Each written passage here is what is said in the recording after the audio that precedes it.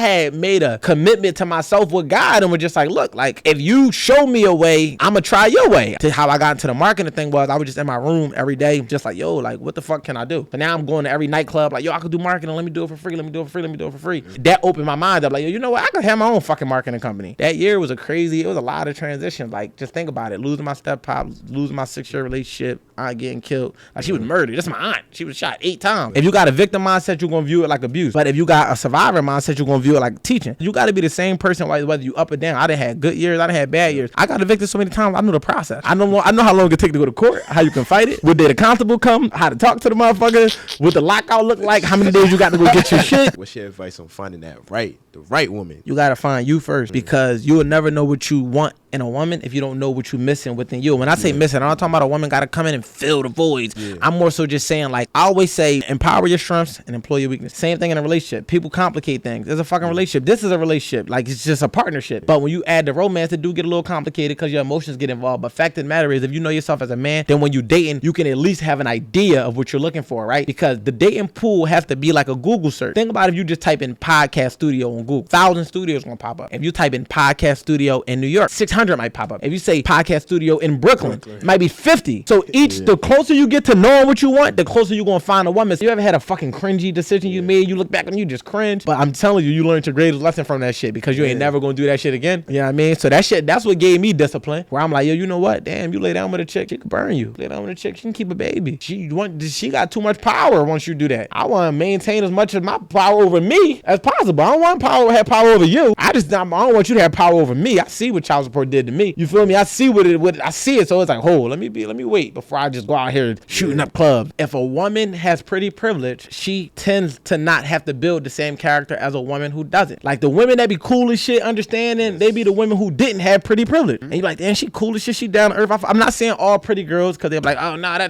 no, pretty girls can be down to earth as well. But I'm just saying, if a girl can walk up to the club because she's pretty and get in, it becomes more of a sense of entitlement. All right, so welcome back to another episode of Motion and Success. My name is Cody Brown. I got my co-host with me. Yes, Io. And we back with another episode, y'all. So today we got another special guest. Yes, sir. Coming all the way from Philly. All the way from Philly. Yes, my sir. guy, Wolf. What's going on, man? Honestly, bro, I'm excited for this interview. I'm not gonna lie, bro. I'm excited to be here, man. Thank you for sure. I was looking through your page, man. I'm over here double tapping, saving. I'm like, shit, I might want to do a remix on this one, post it on a story. But it was a lot of good information, so I'm definitely excited to have you, bro. Yeah, I'm excited to be here, man. Shout out to y'all. I know y'all probably get y'all flowers at the end, but I'm gonna give it to y'all at the beginning. You know what I mean? Like running to y'all at InvestFest, seeing how hard y'all working, looking into y'all platforms, seeing how y'all was able to build it in a year. Yeah. I just want to tip my hat to y'all because I love what y'all doing. Thank you, bro. For sure. Yeah, so just go ahead and introduce yourself. Tell the people who you are. And what you do. My name Wolf. I'm from Philly. I'm an entrepreneur, an author, and I got a podcast. That's the short version of it. You know what I mean? I'm invested in multiple businesses. I got multiple platforms, and really just a serial entrepreneur, bro. I'm really trying to step more into the investment side of things, like get more into real estate, get more into and then just investing in things that produce more cash flow assets, like things that's passive. But other than that, like I got a marketing agency, First Step Marketing, been doing that for about 8 years. Yeah, about 8 years now. That's one of the things I transitioned from when I had a hair salon. So prior to my hair salon, I was hustling, whatever. Caught my last case in 2016. I was like, I don't want to do this no more. So I took the bread I had. I grabbed the hair salon. Because first I had the hair salon, but it was just like, wasn't really doing it. It was just a hair salon. Yeah. But after I caught that last case, it was like, all right, I got to actually put energy into this because this is about to be my income. So I was selling hair and I had the salon. And it was doing cool. I stopped the salon in 2017 and I just kept selling the hair. But from there, I pivoted and I had the marketing agency because I felt like if what I do work for me, then it could work for others. Mm-hmm. And just from there, that's what my focus been, just helping start and scale businesses. Like a woman's hair salon? Yeah. No, like a hair salon. Like that. Yeah, that's a good question. Why women's hair salon? I can understand, but it's so crazy. Side. All right, so the hair salon wasn't my goal. I was selling hair. Like hair was just, I was hustling hair. Like it was me, my brother, and my cousin. She was a girl, and my brother, you know what I'm saying? And we was like, all right, we was trying to find something to invest our money into. So we invest into her. She a girl. We like, all right, we're going to invest into you. we gonna do this hair thing. I had a large platform. We had a major web show at the time called Undefined. It was going crazy in the tri-state. Like, we get millions of views. So I'm like, we got this big ass platform. A lot of our demographic is women, and like they spend the most money. So I'm like, all right, it's hair. Like, let's grab a product that's. I'm gonna really unpack the hair shit because I wish I never got out of it. But it's hair. I'm like, all right, we grab the hair, whatever the case may be. We started, selling it, and then we was making money from it, and it turned into grabbing a salon because we need a pickup location. Right. So we like, all right, we're gonna just the shit popped up. It was like $1,000 a month for the rent or whatever the case may be, and the water was included, and it was like near my community. So I'm like, fuck it, we put a little bit of money into revamping it, painting it, putting the stations in there. And at first, like I said, we just had the hair salon. I wasn't really running it like a business. Like, we was putting stylists in there, but we was using the platform to market it, but we wasn't really generating no real money. Yeah. It wasn't until I court that case, I said, all right, I'm cool off this shit, that I started to be intentional about it. And then I started really making money from that shit. If you don't mind me asking, like, what kind of case, like, so what happened? Man, this case was some bullshit. Literally, like, in a nutshell, long story short, you know what I mean? Me and my brother got locked up together, you know what I mean? We was whatever at the time, and I wasn't supposed to be there. Like, that's what made it even crazy. It was like, it wasn't even like I've caught cases that was like my cases, but in this particular situation, it wasn't even like supposed to be my case. Right. I just happened to be there, and I get locked up with his case, and of course we ain't telling him, so it's just like, I ended up, taking that, whatever the case may be, but we, in a nutshell, I could have beat the case because they really was like investigating him for a while, and they had nothing on me, but they wanted him to basically like say I had something to do with it. He wasn't going to do that. So it was one of the situations where it was like he was about to do like 2 to 7 years, and like I was going to get off. I had a lawyer and all that, and I asked my lawyer, like, look, man, if I plead guilty, like, will they give him a deal? Because they trying to offer him one. They just want 2 convictions. And they like, look, my lawyer say, look, if he plead guilty to a misdemeanor, not a felony, because my brother was getting charged with felony, not a felony, would y'all give his brother a better sentence? They're like, yeah, we give him 4.5 to 23. So he ended up getting 4.5 years? No, 4.5 months to 23 months. Oh, okay. From 2 to 7 years. 2 to 7 years to 4.5 months to 23 months. So I ended up doing some probation, like a couple years on probation. He did the time and then walked off the tail on parole. And after that was like my exit ticket. I'm like, because I already used to be, like, people don't know this, but I know I used to already be asking God, like, yo, if you give me another income stream that's lucrative, I'd chill on this, because I was kind of like trying to pivot from it anyway. It was just my source of income. Right. So when I court that case, it was like I had no choice. I had court like 3 cases in that same year. So I'm like, yeah, this is not looking good. Like, I'm got multiple cases coming back to back to back, and it's like they getting worse. Because like, by the grace of God, I was lucky to not have been involved in that situation, because I probably would have had some felonies. But so it's crazy. Listening to Meek Mills, he be like, yo, you get on probation at 16 years old. I forgot how the lyrics go. He was like, judge sentence you, like, you do something simple when you're young, and now you on probation for like 10, 15, bro, I was on probation for like almost 5 years, bro. For something simple, bro. Almost 5 years. I think popping wheelies. His situation like was like some crazy shit like that. But for mine, I know I was on there for almost 5 years, and it was like that shit hindered everything. Like, it hindered me being able to move out to other states, travel, get a passport. But what I will say is, it taught me discipline. And it saved me. Like, it's crazy to say, but it gave me an excuse. Like, when all my homies would be like, I started to be like, you ain't getting in here with that gun. Like, I like, you could get out and run, whatever. I'm going straight to jail because I'm on probation. So that became my protection. Like, it gave me a reason to say, you know what, I'm not about to chill down here today, because even if they just pull up on the block and grab me, I'm in violation of probation. I'm not even supposed to be around certain shit. So it forced me to figure out a new way to live, because I'm like, I'm not about to catch a fucking violation of probation to be sitting on some dumbass shit. So I will say that I found the benefit in it, even though it was nutty as shit. But those years made me mature, because had I not been, I don't know what my reason for stepping aside would have been. I probably wouldn't have had a good enough one to tell myself. But for that one, I'm just like, man. And then I remember my homie being in jail for, he did 15 years. He home now for some shit he ain't do. And I just remember going to go see him around that time. And he was just like, yeah, and he basically was telling me how, because I was young when it happened. He was a little older than me. So I'm like, like, how did the shit play out? And he told me the story. It made me, I'm like, oh yeah, like, you could really just be somewhere and some shit could just, And that shit further enticed me to be like, you know what? I'm on probation. I'm going to learn from you. I'm going to fall back. I'm not going to be around like as much because I'm not trying to get caught up, you know what I mean? Unintentionally, you know what I mean? Like you can stand what you do, but you don't just want to be sitting somewhere, motherfucker got a gat on them or some work on them, and then you go to jail because you in the proximity of it. So that really did, it shaped me. It made me start making different decisions. And honestly, it kind of teaches you to say no too, because a lot of times a lot of people don't know how to say no. Even if you know you want to say no, like, facts. yo, I'm not going outside. Or I'm not going on the block. I'm not chilling with y'all. You know what I mean? Because like at the end of the day, more than likely you might get caught up. And that one little simple situation just turned into something else. And I learned that from my driver's license. I remember my mom told me I got my driver's license suspended at 16. Only had that shit valid for 6 months. She told me I'm in a city, so this is my first time. My step pop give me a card. I'm riding downtown. I bang the wrong turn. I'm going over the bridge headed to Jersey. I'm panicking. I'm 16. I'm like, oh, what the fuck? I don't know. You could just go over and come right back. So I flip a Yui on the bridge because I had just got on, so I try to hurry up and shoot down the ramp. Man, I get off the ramp and all that. It was a couple horn in. I get off the ramp. Soon as I get off, a fucking unmarked car, bloop, bloop, bloop, pull me over. I'm like, fuck. I'm thinking I'm 16. I don't really know nobody. I'm thinking like I don't know what the fuck about to happen. I just know I did something. They give me a ticket. The ticket was $115. My mom like, son, just go pay the ticket. I'm being stubborn. I'm just like, mom, I'm gonna pay that shit. I'm gonna get on a payment plan. She's like, don't get on a payment plan. Just pay the $115. Man, I don't do that shit. I'm defaulting the payment plan once because you gotta think we ain't have electronic payments and all that. That's true. You gotta pull up and pay the shit. I ain't go down there 1 month. I get pulled while I'm on default, get a ticket without driving out of license. Hit me for a year. That shit happened every year for 10 years. I went from 17 to 27 without having a valid license because of that one time, that one situation, bro. It's crazy. Like, so you be like, that shit be crazy how you learn shit. So I was like, no, I ain't playing around with this shit. Like, I gotta take care of it. Wow. Yeah. Bro, I definitely want to touch on like how was life growing up in Philly? Yeah, because like we've been growing up in New York, bro. Yeah. I think it's a little bit different. It's a little different out there. It's similar, but it's a little different.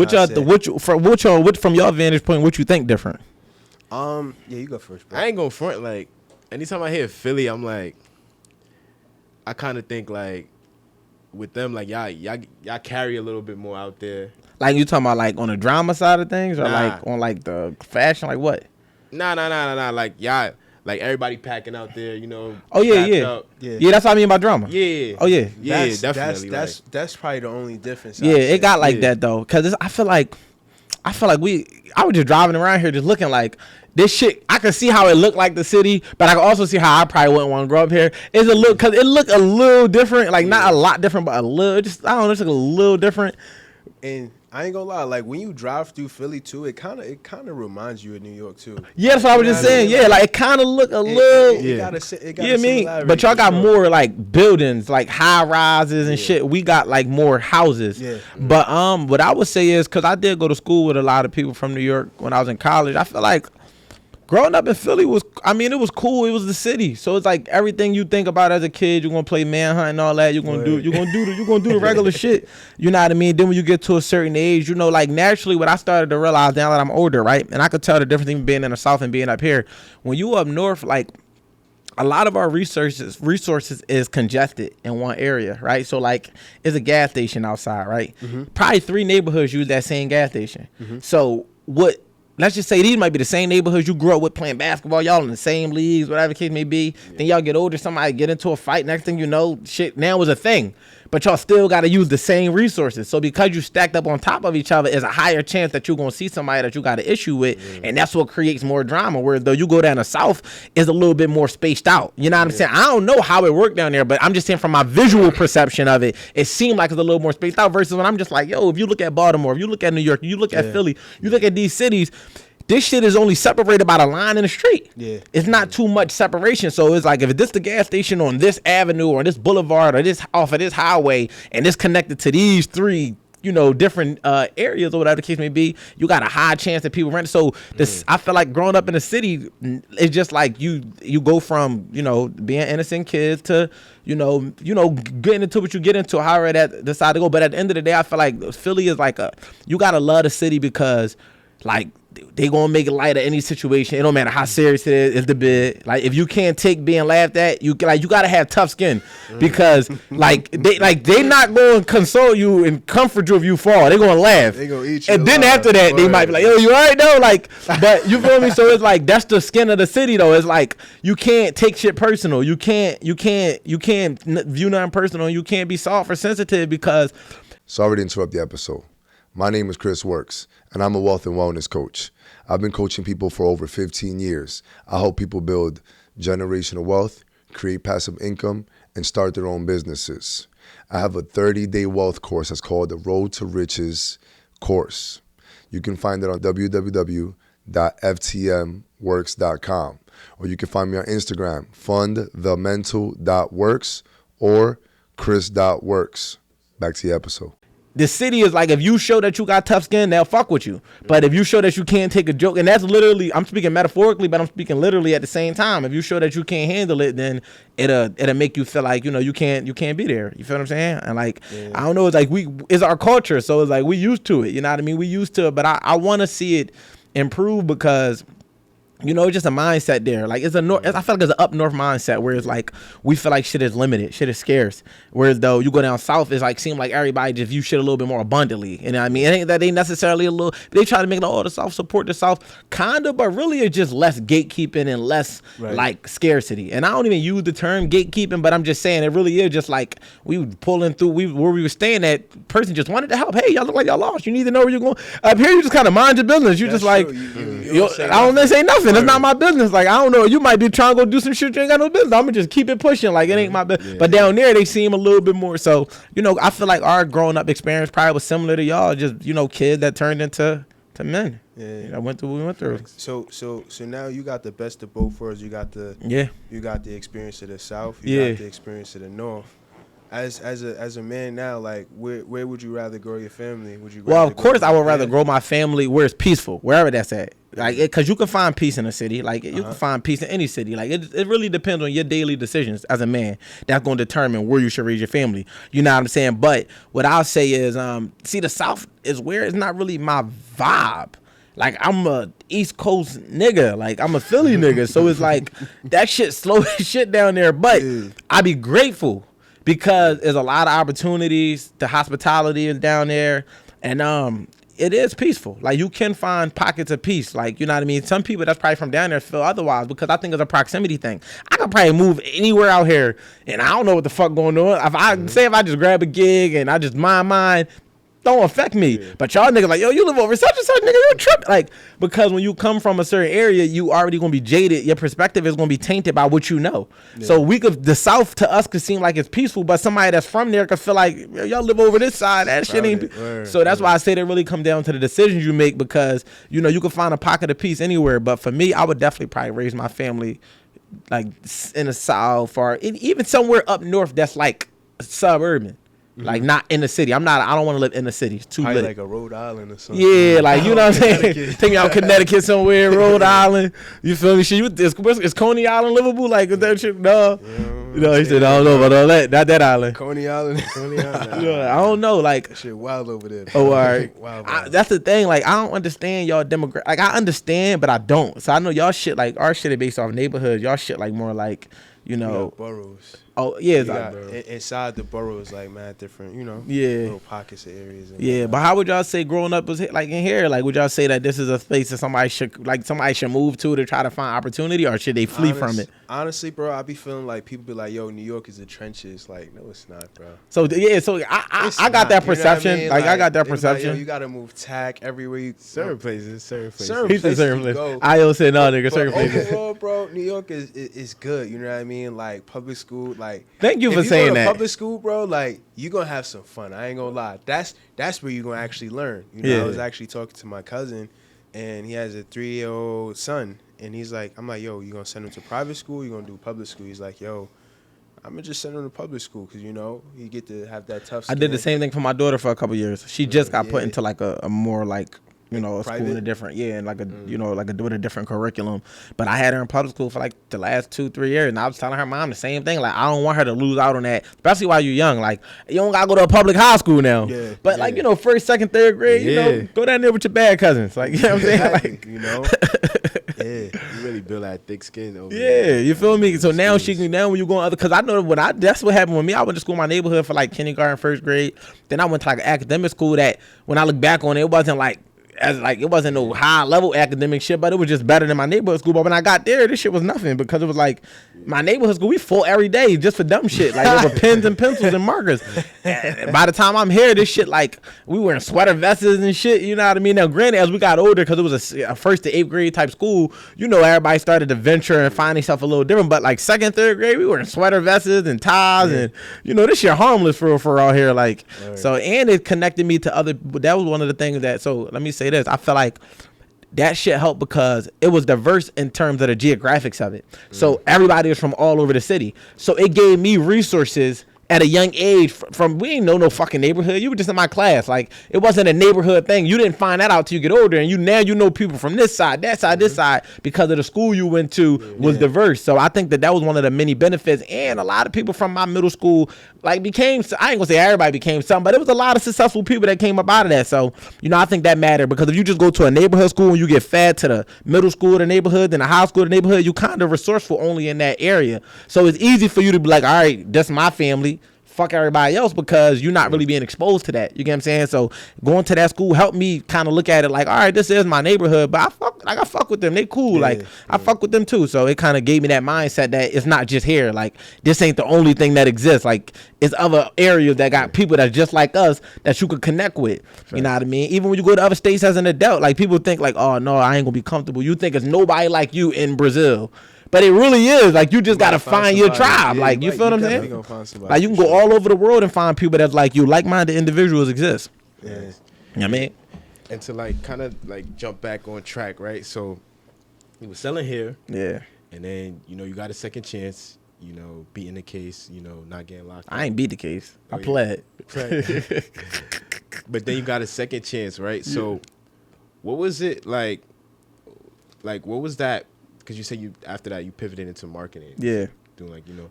So when was that time, like, you know, you got behind the mic and you realized like, yo, your voice was like really powerful? Because looking at what you do now, like, the numbers is crazy on Instagram. Yeah. So you're like, I'm not even gonna lie, I was going through your page. I'm like, yo, like, a lot of stuff you say is agreeable. Like, Appreciate as men, it. I gotta agree with it. Yeah, I'm I fuck like, with it. yo, he's really talking that. I appreciate that it. ish. So, like, when was that time you realized that? So the thing is, remember I told you I had the web show and all that. I was a rapper too. So like, I had like wild success as a rapper, like millions of views. Like, all the time, I probably got like, I think I had like 15. I had like 8 on SoundCloud. Like, I don't know how many millions on YouTube, but it was like 15.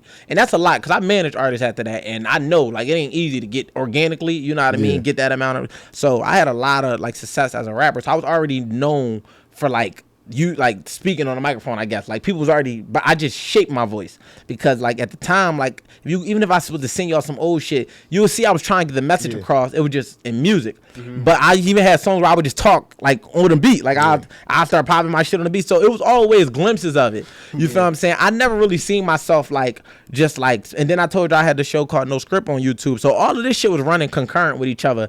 I just never honed in on nothing. Like, I was just kind of like the nigga, like the jack of all trades. Like, everybody from the city know, like, man, that nigga, my name Nah. Everybody call me Wolf now, but they be like, man, nah, dude, that nigga did everything. Like, he done did this, he done did that. He just trying to figure it out. I was like one of them type niggas that was trying to figure it out. So I always told with, you know, speaking, I go speak to kids. I'm a full-fledged rapper, but I'm gonna go, you know, give back, speak to the kids and give them some motivation, give them some game. It started to shape itself more when I stopped rapping. So I talked about the hairline, I talked about getting into the marketing, but it was a gap in between there when I was lost. Like, I didn't, so, and that's, I'm glad you kind of went back. I was 24. Yeah. You feel what I'm saying? Because at 23, I knew that I really kind of was like trying to like figure something different out. I could see the cycle. I'm like, yo, like, I'm watching the same shit over and over again. I want to do something different. So, but it's not just easy. Like, a lot of people commend me because they be like, how the, like, niggas that still in shit, like, how the fuck did you just like stop, nigga? Like, you was making money. Like, you feel me? Like, and it wasn't like I stopped and my shit was just booming, nigga. I stopped, I was broke. Like, I ain't had no fucking money. And but I had made a commitment to myself with God and was just like, look, like, if you show me a way, I'm going to try your way. I'm not going to try my way because my way is instant gratification, is fast money, is this. But I keep running into hardships and roadblocks. So if you show me your way, I don't really got to like it. Yeah. I'm going to give it a try and just keep giving me, like, you know, glimpses of hope. So in that little gap, I remember being depressed. This is probably the first time I realized, like, all of my homies was in jail. I'm depressed. But I don't know this until my cousin wife at the time, she was like, yo, like, you depressed. I didn't really knew what that was. I'm like, nah, I just don't feel like myself. I ain't getting up. I ain't just like, no, like, you depressed. So when I look back on it, yeah, I was depressed. So going through that depression, like that year, this was now I went to a fucking seminar in 2016, December 16th, 2016, right before 2017. My mentor, her name Tamara, she was talking about, she made me come. I wasn't gonna go. Like, I was gonna crab her. I ain't gonna lie. Like, I was gonna oversleep. Like, I wasn't going. Yeah. She called me the day of.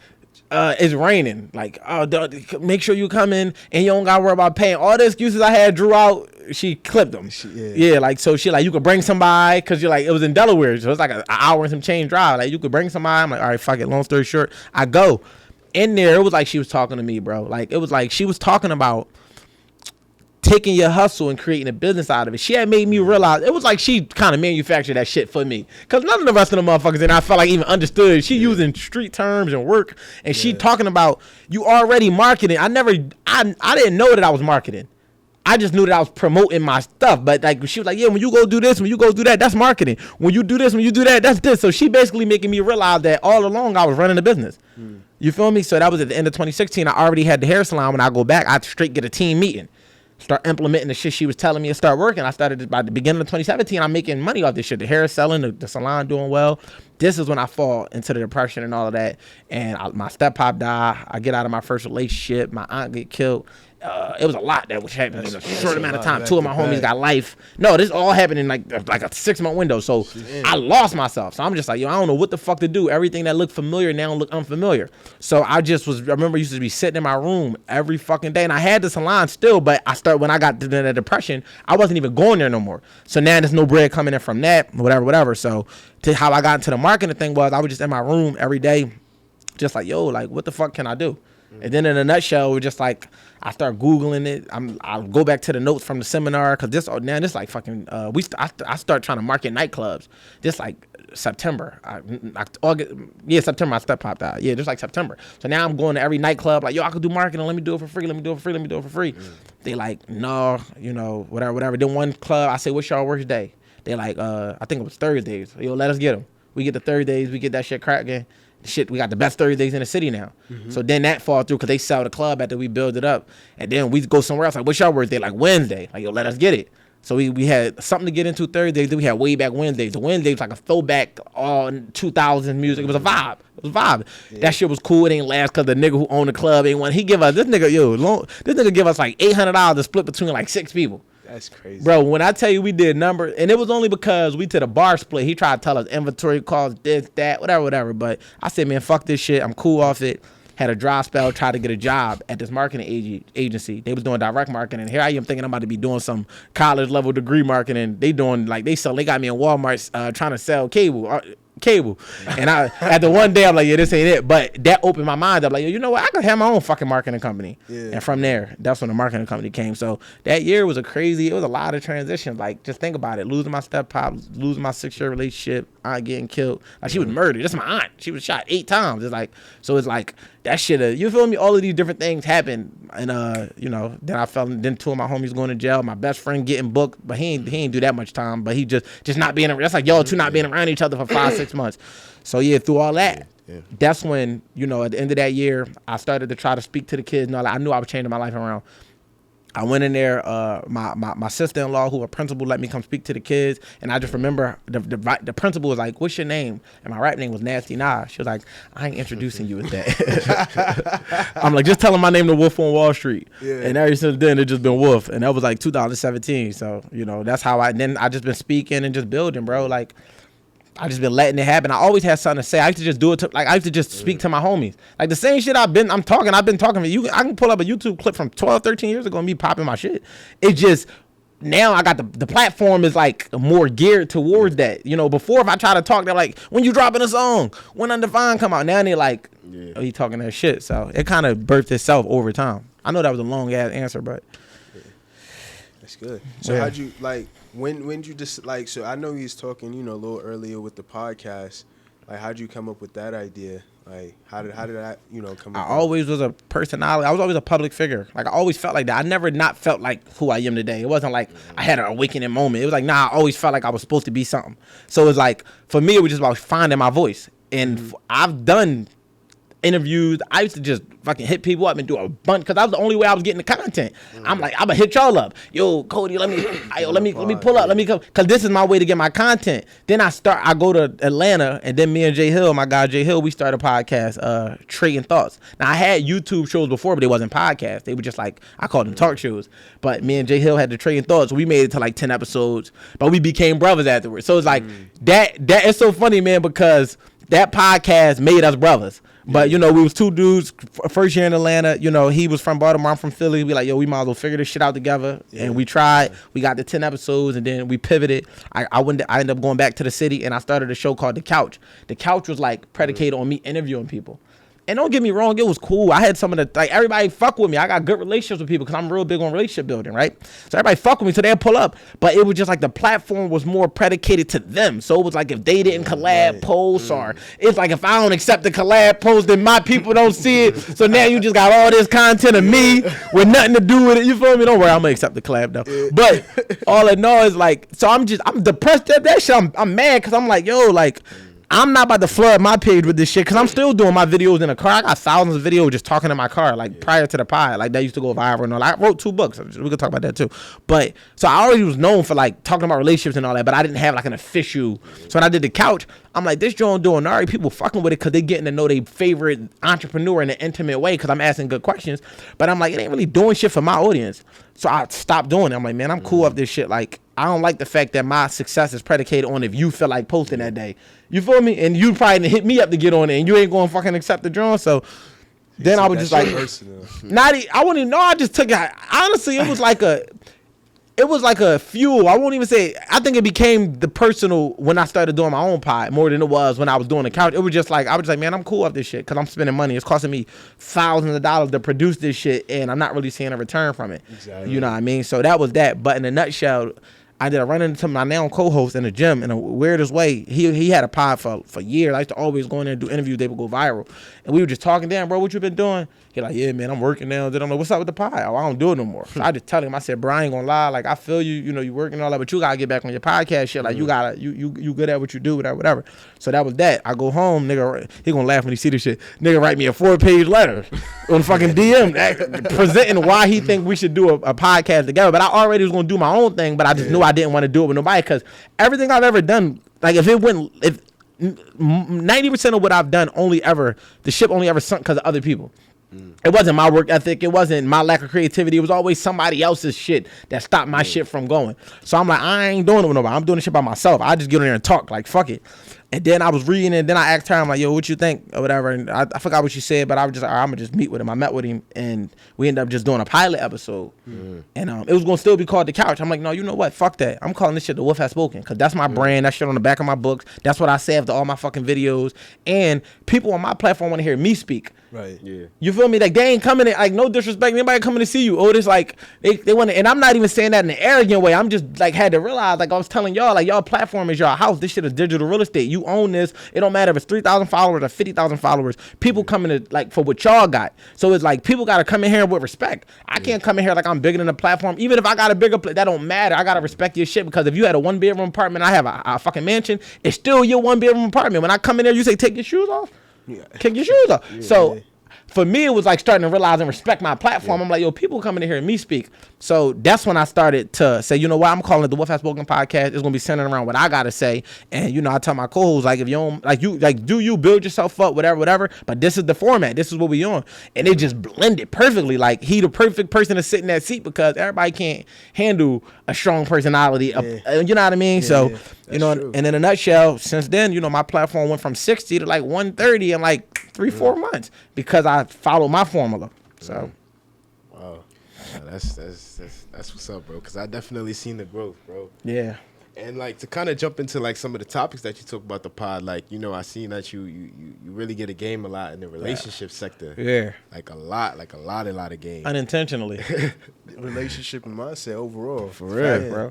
Cause man, people don't give me enough credit for my city do, but people that just start following me, they don't know. They think I'm just this podcast nigga that just you know the podcast niggas like nigga got the lights is looking good, niggas just sucking the shit. Like it got a thing now too. Once you say, yo, I got a podcast. Yeah. Is it a relationship podcast? Yeah. Let me know now, cause you can stop talking. Yo, no, for real. Like I don't know what it is. They stigmatize the podcast. So you know what I mean? Well, motherfuckers kind of, and I don't even know where we was going with it, but what we was just saying, what was I about to say before that? Oh yeah, that's what I'm gonna say. People don't give me enough credit for the amount of work I put into my mindset, bro. Like, I don't just say, yo, you should read these books. No, I read these books. Like, I don't just talk. So for me, it's just more so putting my experiences out there. Yeah. And I feel like because so many people just like, it's motherfuckers go watch 10 pods, hear something that sound good, and just have the knowledge.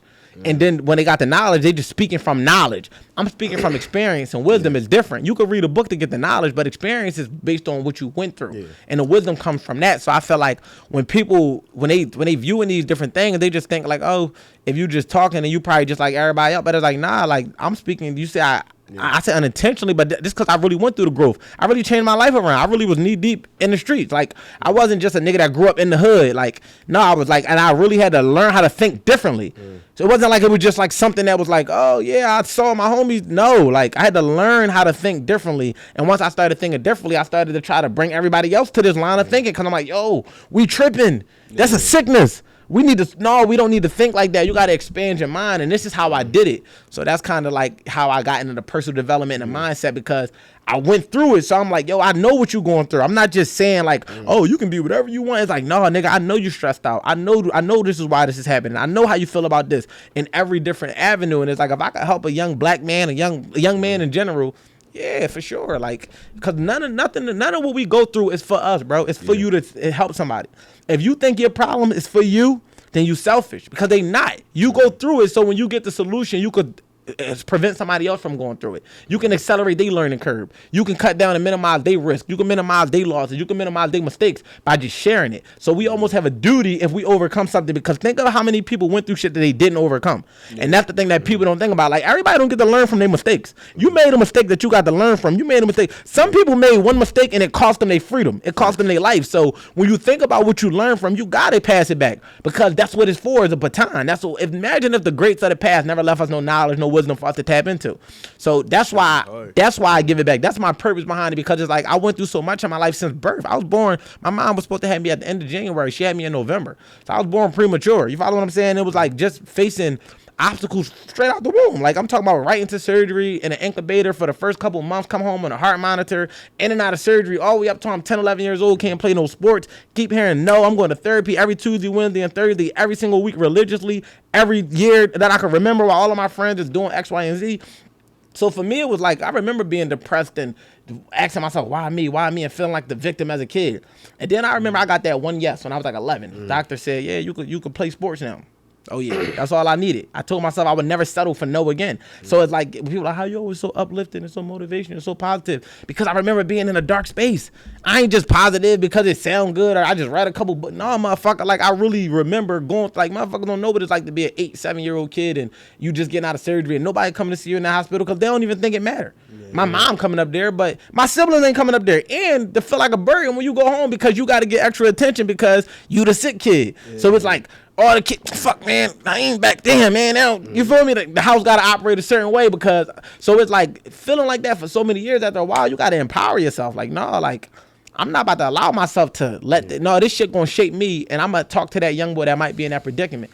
This ain't even got nothing to do with it going through the streets and going through the losses and the manhood and the breakups. So when we say how I'm always talking about development, because we always developing. Like, it might be something that I went through that might help you. Why would I withhold that? And I don't know until I say it. So I ain't, people be afraid to speak their mind. It's like, nah, like, so I call people cowards. Like, you scared to be yourself. I'm not. I got no choice. Yeah. You know what's crazy? Like, we had a conversation on our last podcast, me and Ayo, and pretty much it was like really just speaking the truth. You know what I mean? Because a lot of times you can't find the truth. A lot of times they give you the polished finish. They give you everything. They give you, once everything is over, once you get to the end, they give you the the 10 plus pictures, and then after you did it, 10 plus pictures, you gotta put the filter on it. And then you pick one and you post it on Instagram. So a lot of times there's not a lot of truth going around, and it's hard to actually navigate. Yeah. So just by hearing truth and just by hearing real stuff, people start relating to you, and they start being like, all right, cool, like I could actually grow, like I could actually get through this thing that I'm going through. Exactly. But a lot of times people like, yo, you're gonna get through it, but nah, like, do you really understand what I'm going through? You know what I mean? And that'd be the thing, like, people want to tell you that they got through it, but they don't want to tell you what they went through. And it's like, for me, the journey is the most important part. Like, think about it, right? Just, it's crazy. I be doing shit like this, so bear with me. I go see my nephew graduate a couple months ago, right? And like, as he was walking across the stage, I recorded it. Yeah, it was a good moment for him, but I really recorded it because I wanted to see how long it took him to walk across the stage. It took him like 6 seconds.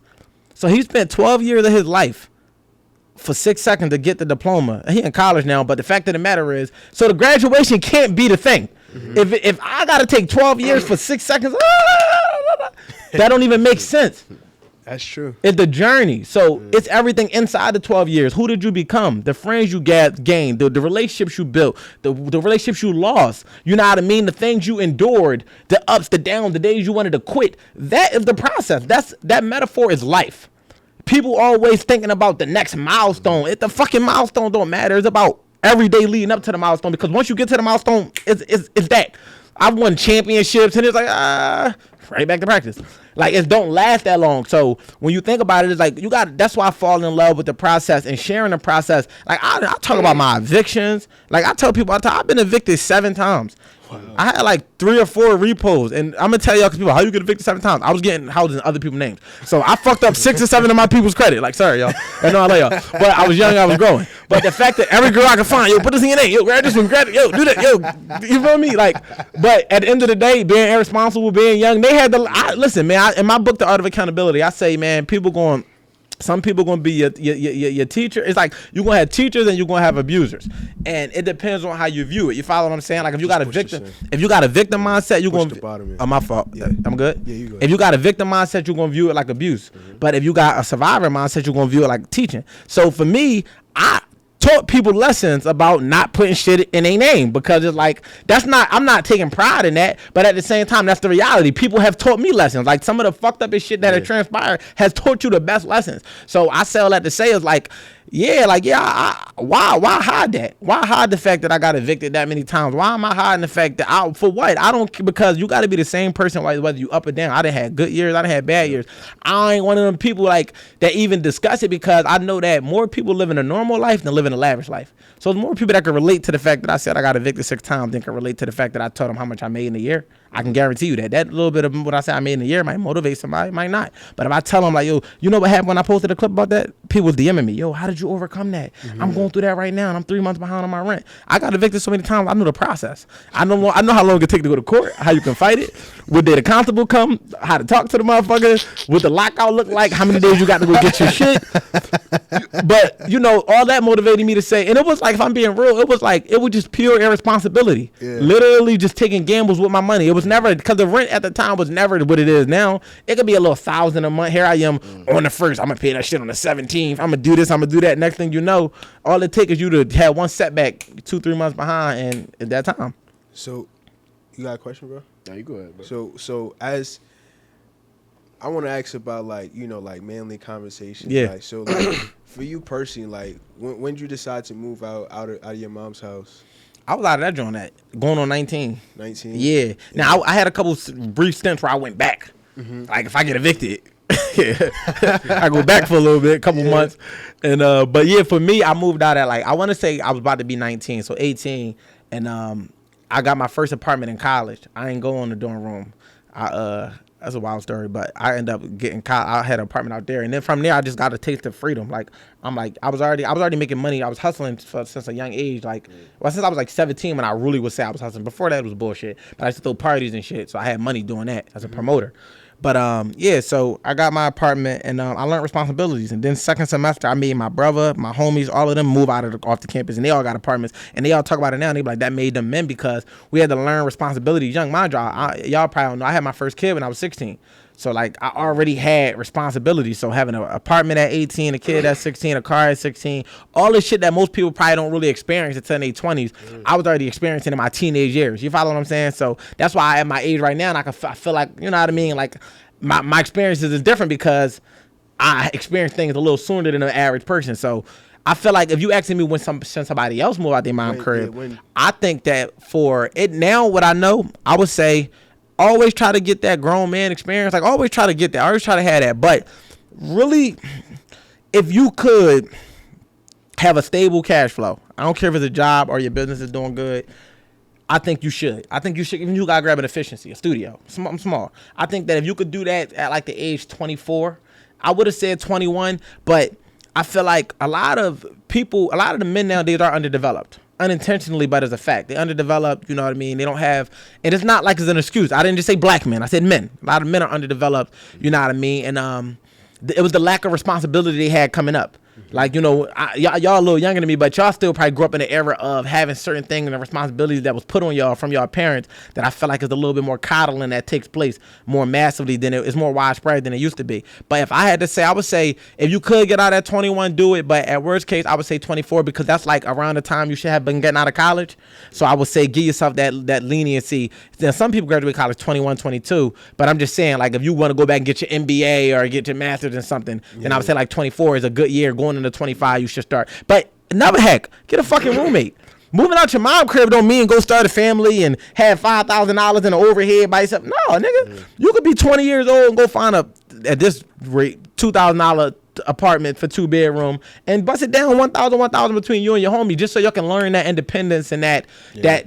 So you know what I mean? So I would say that, you know, grab a roommate, but when you should be living by yourself, try to push for at least like late 20s, probably like 30, you should try to like get in your own space. If you're a man with no family, no girlfriend, and you know you don't got no kids, and you can get a roommate, you know, I think that you could ride that out all the way up until you like past 25, because it's like y'all got any kids? No. Yeah, so like y'all niggas, I don't know if y'all roommates, but y'all niggas could be fucking roommates and figure it out. Grab a little crib, $2,500, bust the bills down, get acclimated with paying and handling responsibilities with no oversight from parents and know this and know that, and build your wealth up, build your bread up, take your time, and then when you say if one of y'all get a girl, now y'all gotta start thinking like, all right, damn, we might have to downsize this because bro gonna want to be with his shorty, so all right, we probably gotta go grab some 1-bedrooms, but you already got the discipline to be able to handle your responsibility because you have to learn how to be a man.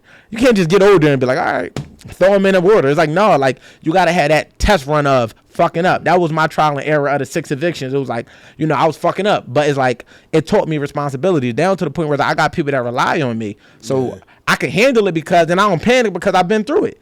But if this was my first rodeo and I just jumped out there and I got people relying on me, I probably dropped the ball. So I would just tell y'all, you know, 21, 22, if you can find a roommate, 24, you know, like that should be like the cutoff. Like as a man, you should try to get your own spot by like 24, 25. If you've been to jail or you just ain't figured it out yet, take a little more time. There's no appropriate age. The best thing to do is stabilize yourself because a lot of young men be trying to get things too fast, which is why people go to jail and because they want shit too fast. And I don't want to be the slightly older man that's on here telling you got to do it by a certain age when in reality, bro, I was back at my mom's crib at 29. You follow me? For a year. Yeah. Before I got back, but I got myself together, wrote my second book, made use of the time, and I got out of there. Now I got a nice, beautiful home. But it's like, I had to go back, you know, but going out there gives you the experience. If you got the cushion where though, because it'd be better if you leave your mom's crib and go back than she kick you out.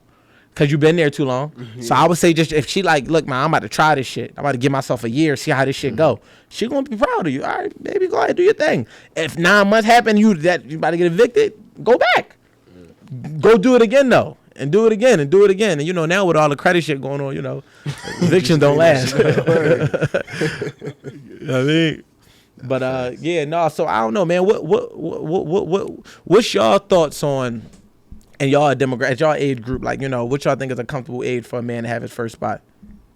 Honestly, probably like by 25 or so. Yeah. You know what I mean? At least if earlier, you know, that would be good. You know what I mean? Because for one thing, like that I realize is like, you know, like you got your parents, you got your family, everybody, like they supporting you. Yeah.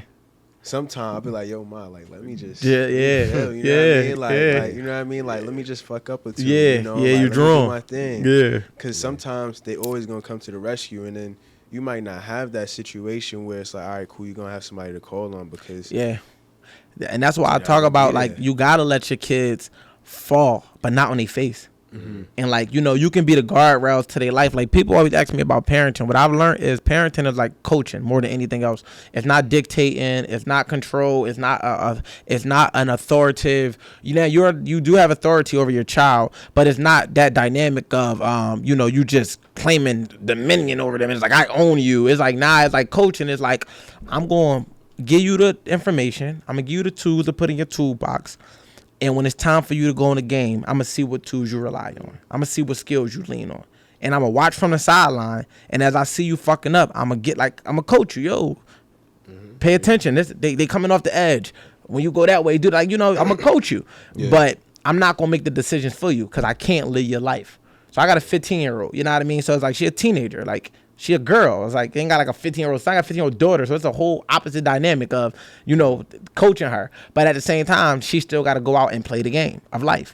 And I feel like a lot of times parents try to minimize their kids' risk, try to minimize their lessons so bad to the point where the coddling and enabling it becomes a hindrance. Because it's like, now you don't even have the tools. All you know is call mom, call dad.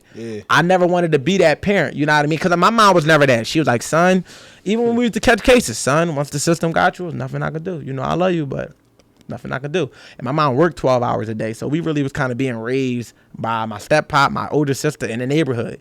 It was, you know what I mean? It was like, you know, so with that being the case, it was like we had to figure a lot of shit out. So I just wanted that for my kids. So to your point about, you know, parents coming to the rescue, I don't think they got bad intentions. I just think it's not good. It's like, how would I, if you say what's 2 + 2 and I'm like, you're like 4. I'm like, how the fuck I'm gonna learn? You feel me? You kind of gotta let me see, because if I say 3, then you can teach me. No, look, it's 4. I'm gonna tell you how. Boom, boom, boom. You don't even know what your kids need to learn if you constantly giving them the answers. So, you know, I think that, you know, part of parenting is just being a good coach, like learning how to be comfortable with seeing them fall on their ass a little bit, not on their face. On their ass. It's cool. Ain't gonna hurt them.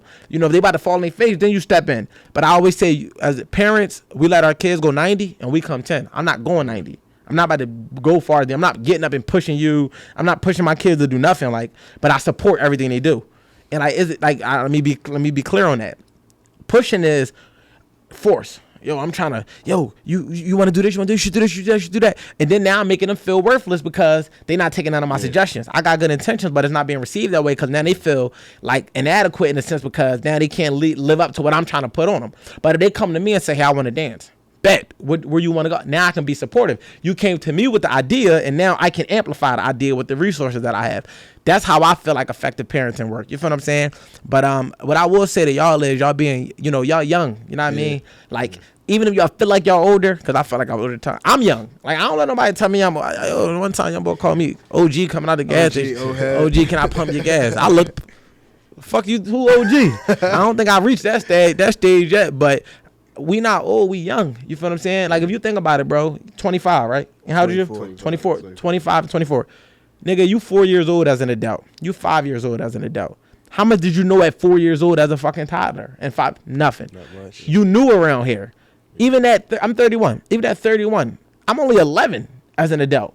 So it's like how much did you know at 11? This is why with age comes wisdom, because you have more sunrises and sunsets, as my therapist like to say. You got more sunrises and sunsets. You lived longer, so you've seen more. Even if you've been through the same shit 5 times, they get a little easier. Like, podcasting become a little easier, setup become a little easier, conversation flow a little smoother the more you do it. Repetition. This is why the Mamba mentality, Kobe putting up thousands of shots, it can become familiar to the point where it's second nature. At one point, you're not to tie your shoe. You know what I mean? If I'd have said, yo, if you was 4 years old and I'd have said, show me your left from your right, you would have been, I need you to tie your shoe. But now you're like, you don't even think about it. If I told you right now to go speak in front of 1 million people, your heart might drop. Like, you feel me? But if I tell you to tie your shoe in front of 1 million people, you're not even like, you follow me? So it's like, that's what experience does. It makes it be like 2 + 2 = 4 over and over again. And people don't understand that because, you know, people are not giving themselves time to develop that experience. They 24 thinking they're supposed to have it figured out. Like, I had money at 24, then I lost it. Had a hair salon, the hair salon, the hair bundle. I had a BMW. I'm 24. Jeez. I'm getting money. Yeah. Yeah, that was cool, but by 26, I was hurt. Like, so it's like, nigga, I've been up, been down, been up. Even when I be making money now, bro, I don't even be thinking about, like, none of that shit matter to me. That's why it's so easy for me to be transparent. I might wear a watch one day. I'm in a sweatsuit. I don't care. Like, I'm me. Yeah. And that comes from experience. Y'all niggas, y'all 24 years old, bro. You got a lot. Y'all have no kids. You gonna learn so much as a dad. Shit that you thought mattered now not gonna matter when you a dad, bro. I'm really the dad that will show up like this. Yeah. Don't get dressed, don't give a fuck. And it's like, bro, I'm telling you, I be laughing at myself sometimes because I be like, yo, I'm really a fucking dad. Like, not just like a father, but like I'm looking at I got on ball shorts, a do-rag, and a t-shirt with a stain on. Like, just, you don't even care about certain shit no more. Yeah. And, you know, that comes from growing as a parent. You know, certain relationships. Y'all ever had your heart broke yet? You're gonna be y'all not even who y'all are yet. You know, they say that a man is not even who he's supposed to be until after his first heartbreak. And your heartbreak don't necessarily got to be a romantic one. It could be somebody could have got their heartbreak not making it to the NFL. Like that sign of agony and defeat and that frustration and that sadness that you feel, that sense of just, you know, unworthiness that comes up over your body when you take a loss for something. You know, that heartbreak. Yeah. You know what I mean? You become who you supposed to be after that. So it's like y'all still in y'all cocoon stages. Yeah. You know what I mean? And embrace it. Because like 2 years from now, we might be having a different convo. You don't know who you is as a millionaire, and you don't know who you is. You don't know. Exactly. You don't know. You could be like, yeah, this gonna be my dog forever. And I wish that for y'all. But I'm just saying, like, that shit take intentionality. Me and my friends had to grow together. I had to learn, like, man, this nigga used to be like that, but now he like this. I gotta learn to love this version of him. Because if I don't love this version of him and I hold on to that version of him, we not gonna be friends no more. They can't keep looking at me as they gotta learn how to look at me as Wolf. Because although it's two of the same, we thinking different, we moving different. So how now would it react? Wolf ain't reacting like that. So Cody at 24, Io at 25 might look different, gonna look different at 28, 29. Y'all gotta learn each other at that age if y'all want this to last. You feel me? It's like, that mean if you used to bro like being like this and he just up and switch, don't be like, you changed. Get to know the new version of him. Let me understand this nigga. What did he go through that made him this way? So, you know, those are some of the things that I wanted to tell y'all. I got a saying called surviving your 20s. You gotta survive your 20s. And y'all in the thick of it right now. Y'all at that cusp. Y'all at that turning point. So what's like, because I was watching one of your videos, and one of the videos you were saying was like, for you personally, you was 16, had your first kid, and you didn't even get to experience the young manhood. By the time you was 18, you know, you got your own place. Yeah. Everybody thinking about what college they gonna go to, this, that, the third. So like, the other half of my friends was drug dealing and doing everything else allegedly. Yeah. So it's like, what's some like advice that you give to like young dudes, like, you know, coming up, like as far as like building relationships, like you know, brotherhoods, and you know, like what you would say about that? Bro, relationships. Or, matter of fact, let me call it this, because I actually thought about it: a wolf pack. Yeah, you know that's funny because you know that's where we always refer to ourselves as the pack. Yeah. But relationships is worth more than money. Yeah, and people don't understand that. Like relationships, what I mean by that is it's billionaires that can't get next to other billionaires. So it's not the money. It's the relationship. And there's also people that have no money that might got a billionaire homie. Or when I say no money, I mean they not a billionaire. Like they might have whatever they have. But so when you think about building relationships, you got to cultivate and nurture them, like, and be authentic. Like you don't find your tribe until you find yourself. Anything before you find yourself, you just toil in the field. Because at the end of the day, it's just like going to college and you don't have a major. You're just doing general education. But when you find your field, now you more amongst the people that is doing what you're doing. So now the study sessions look different. You know you about to become a motherfucking engineer. So now your questions is more geared towards being an engineer versus it just being like, yo, did you do your math homework? It's like, nah, nigga, did you do your da-da-da-da homework? You follow what I'm saying? So it's like when you think about being young and being that age, the group that you're around now is just your general friends. Like you don't really have your tribe until you know yourself. Now, by the grace of God, if you're lucky enough, you find some of your tribe in that first mix. But be okay if you don't, because that's just life. Like I used to always use, like I used to say, like, man, if you start playing, if you play ball, right? You know what I'm saying? You play basketball, but your friends don't. Naturally, y'all will be separated because you'll spend a lot of your time at practice. They'll spend a lot of your time doing what they do. Naturally, you're going to develop a relationship with the guys on the basketball team because y'all share similar interests. So when you think about just being 18, 19, I say try everything. Fuck that. Don't leave no stone unturned when it comes to finding yourself, because you don't know yourself. You know, you really don't know yourself until you be like, all right, you know what? That job not for me. You know what? School is not for me. You know what? Entrepreneurship is not for me. Nothing is wrong. some shit is just not for you. And I feel like people think it's a stenciled approach. So many young men are afraid to be who they are because they trying to follow society's guideline of what should be appropriate for a certain age. Oh, damn, I ain't going to college. I ain't about to go in depth. But college to me is an incubator. It gives you time to develop as a man because you still get the excuse to say, I'm in college. You understand what I'm saying? Yeah. So why you broke? I'm a college kid. You follow what I'm saying? Versus you ain't in college. It's like, well, what you doing with yourself? So college ain't necessarily for no other reason if you're not going to get the education and become something with it. You can build relationships. Right. A lot of people I went to college with became something. I became something. I'm a resource to so many people that knew me since I was young, all because of where we grew up or what college or what house we went to. They know me and I'm a resource. So when you talk about building relationships, you never know who's going to become who, but that's why it's good to have a context. Don't limit yourself to just your circles. People be antisocial. It's like, nah, like my whole philosophy is if I don't have a problem with you, we could be cool. We ain't got to be best friends, but like, why can't we dap it up, share ideas? Yo, what's up? Did you catch the game? To the point where it's like, all right, now if I'm having an event, I'm texting, yo, Cody, yo, pull up. I'm having this event. Yo, this shit is invite only. Now y'all get the look. Y'all like, damn, we get the invite. But it all came because we've been nurturing a relationship. So and it take you far, man. Because if you don't have no resources, like it's like, how could you even, bro? The only reason this podcast is here is because of the resources y'all have. If y'all ain't had access to the studio, the producer that's sitting behind the scenes, the cameras, the microphones, it's no show. So all of the resources come from at your disposal by the relationships you build. If you young, you 18, you 19, don't burn bridges. All that running off on the plug, back door, lame. It's nutty. It's corny. I get it. I don't know what the new culture is and why it's a thing. And like, it's something I would never understand. But when you think long term, you want to have good relationships with people because good relationships, they compound. Yeah, the compound effect. It go from saying, what's up, to what's up, bro, to what you doing this weekend, to yo, pull up, to yo, you trying to get some money together. Like, that's the compound effect of building a relationship. Nigga, if I say what's up and you like, nigga, fuck you. Okay? Fuck him. Nothing else to talk about. And I feel like a lot of people people see the world so fucked up. Everybody see the world through the perspective of their pain. So nobody want to be genuine. It's like everybody waiting for somebody else to be genuine first. I lead with being genuine. Y'all could be two fake ass niggas, no disrespect. I'm still gonna be genuine because that's me. I don't gotta follow and match y'all energy. You follow what I'm saying? So it's like by me leading with love, me leading with genuineness, you got no choice but to match it. Or we not gonna vibe. Because if I'm being genuine and you being fake, we just not gonna mesh. You follow what I'm saying? But it's like if we both waiting to see who gonna be genuine, now we both end up being fake unintentionally and we never even build that relationship. You know what I mean? It's like the whole who gonna say I love you first with a chick type of thing. Just say that shit. Like, you know what I'm saying? Fuck you waiting on. Like, you know you feel this shit. You scared to say it because you scared of the rejection.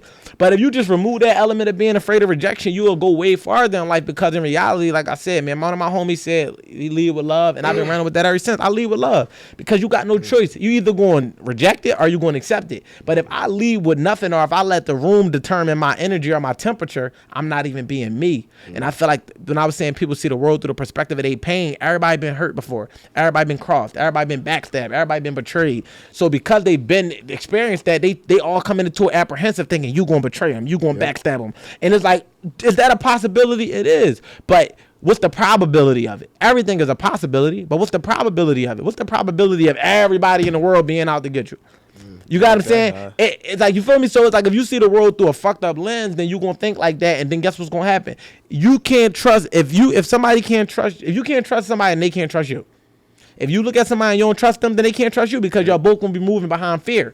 But if you look at it like, I know I'm not about to do nothing to you, I can give off the energy. You like, oh, this dude seemed kind of cool. He ain't about to. So now is a layer of, oh, all right, this shit's solid. But if I'm coming around iffy, then guess what's gonna happen? Y'all gonna be like, why the fuck he acting like that? You gonna become iffy. Lead with love. Become the person that you want to extract out of people. Even when it came to dating, I used to be like, I hear the dating pool filled with piss and there's like all types of shit in the dating pool now. And I'm just like, even when I was dating, I never really experienced that because I never led with that. Like, I never experienced, like, I could hear a woman could be the worst woman in the world.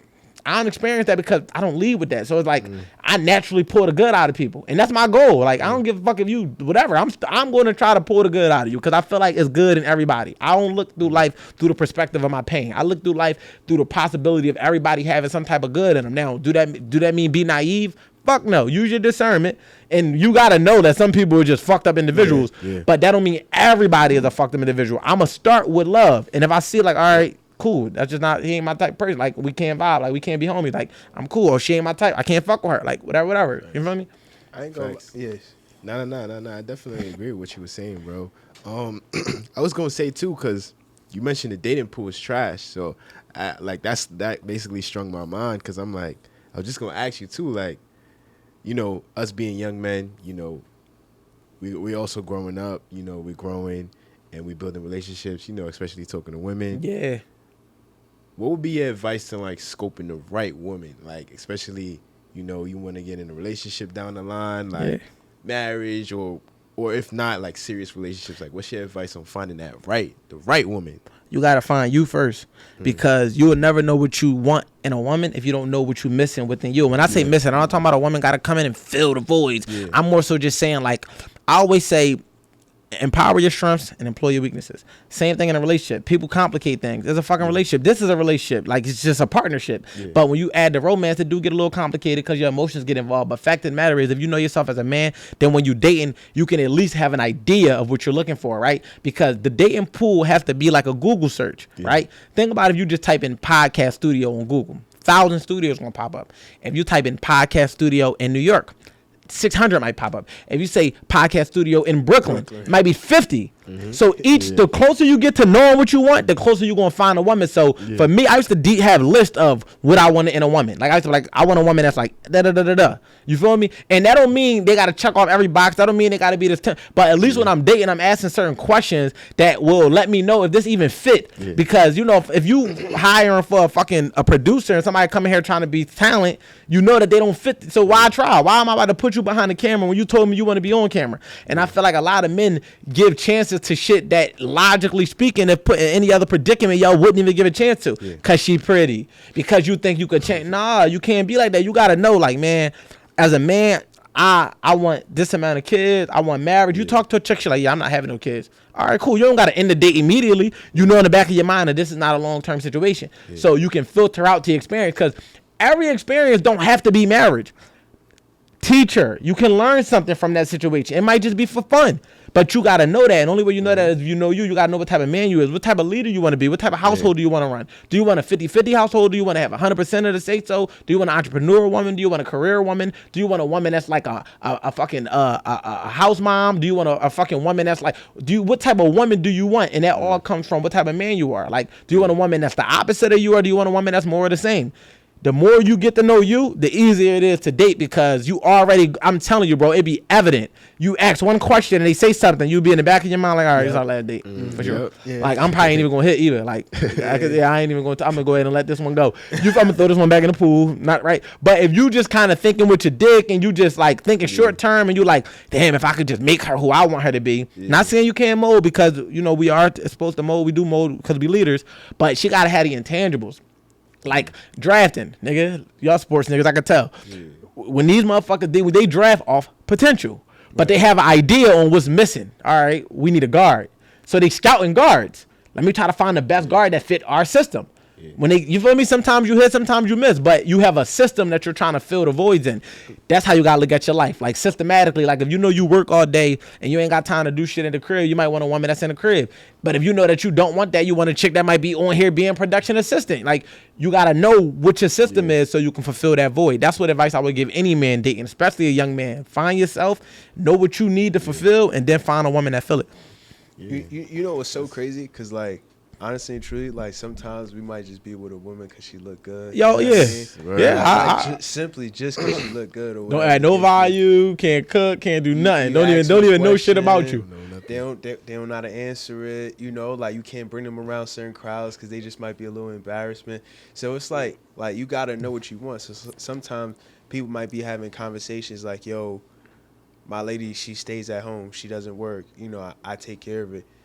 And then other dudes might be like, what? Like, nah, she gotta go to work. Yeah. But it's what you want. It's what you want. You know what 100%. I mean? No way is wrong. Exactly. It gotta fit your life. Exactly. It gotta fit who you are and who you actually want. Yeah. And a lot of times that's where people get it wrong, and they get into marriage, and after, you know, they start having unsuccessful marriages in the house. You're not talking to each other. Yeah. And you just. And then that's when you go and say that dating is trash and marriage is trash, and all because you put a center at point guard. Right. And you wonder why it ain't work. You follow what I'm saying? Like you put Shaq at point guard and you wonder why it ain't. That's why I was like, that's why on the men as leaders, we do like, we choose first. Like we gotta choose from what's, cause like, all right, so women make the first move subtly. Most people don't understand that. Like they, Wait, what you mean? like a woman is not gonna make herself available to you if she's not interested. Flat out. You know how many women you can't even get close to because she's not interested. So if you can even get a conversation out of her, that's some level of interest. You have an opportunity. Yeah. But you choose to pursue her in a certain manner. They can't control that. Like if they can make us be husbands, they would do it fast. But because they can't control that, that's on us. So that's why they always say, well, you picked her. Because if you said, you know what, this is the draft, I got this whole pool, I'm gonna select her. And then she turned out to be a bust. You follow what I'm saying? The accountability resides on you because you picked. Yeah. So it's like the more accurate you could get within your pick is about understanding, again, the system that you trying to create so that you don't be sitting here feeling like, damn, well, she embarrassed me. She don't know how to carry herself, or, you know, she only wanted me for my money. It's like, nah, like you kind of had to like see that because you the scout. Yep. Like you pursued her. She made herself available. You could have said, no, I'm cool. Because it was shorty that probably threw it at you. Like, no, I have a fast with that. Word. But it's like, you feel me? But sometimes I feel like as men, depending on where you at in your development, like if you still thinking with your little head and not your big head, it's easy to just be like, yeah, I'm going to just tag that. The next thing you know, you tag 3 or 4 times. Now you care a little bit. Now that you care, you got a sense of attachment to her. Now with this attachment, you want her to become the prospect that you wish you would have grabbed. Yeah. And by all means, she not becoming that. Now you damn near sad. You sad and disappointed because of her performance. When in reality, she was never supposed to be that anyway. Yeah. All because you got caught up. You know what I mean? So like for me, sexual discipline as a man was important. I went on a 90-day fast when I was 29. Remember I told you I ended up back in my mom's crib. 90-day fast, no sex, no alcohol, no masturbation, no partying, no nothing. For 90 days straight. When I tell you, bro, I got so much fucking shit done. I was focused. Like I had some weak moments but I'm like, nah, like, and it showed me. I'm like, oh, I can control it. This shit ain't nothing. And now you feel empowered. Yeah. It's nothing that feel good better than rejecting some shit that you feel me? Nothing. So it's like once you get that type of level of self-discipline as a man, it don't matter how cute she is. It matter the long term. Because like motherfucking anything could look good. That don't mean it's good for you. Mm-hmm. You follow what I'm saying? Think about it. Like I can use cake. Cake look good, but you eat too much of that shit, I know it ain't good for you. And it's like sometimes you gotta look at it. Sometimes you gotta get the apples. Like you gotta have apples because you can eat them. I don't know if there's a limit on how many apples you can have, but I'm almost certain there's a limit on how much cake you can have. You feel what I'm saying? Sure. Yeah. You know what I mean? So you know, it just that shit, man. As men, man, it's our decisions really. Every decision really matter, y'all. Like. Is every decision compounds, bro. Like the subtlest, smallest decisions compound. And as long as y'all don't be afraid with it. Feel empowered. Know that. Be like, yo, you know what? I'm not doing that because I'm gonna regret that in 6 months. If you could think like that, like if you think like that, bro, you're gonna save yourself. How about this? Now you put yourself in a situation where it's like, all right, cool. Every little decision, now you gotta keep on thinking. And then it puts you in a spot where it's like, all right, cool.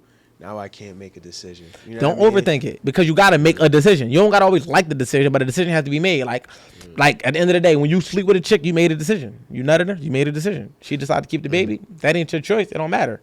The decision you made, the 2 decisions you made, to sleep with her and nutting her, were your decisions. You made them early and they cost you late.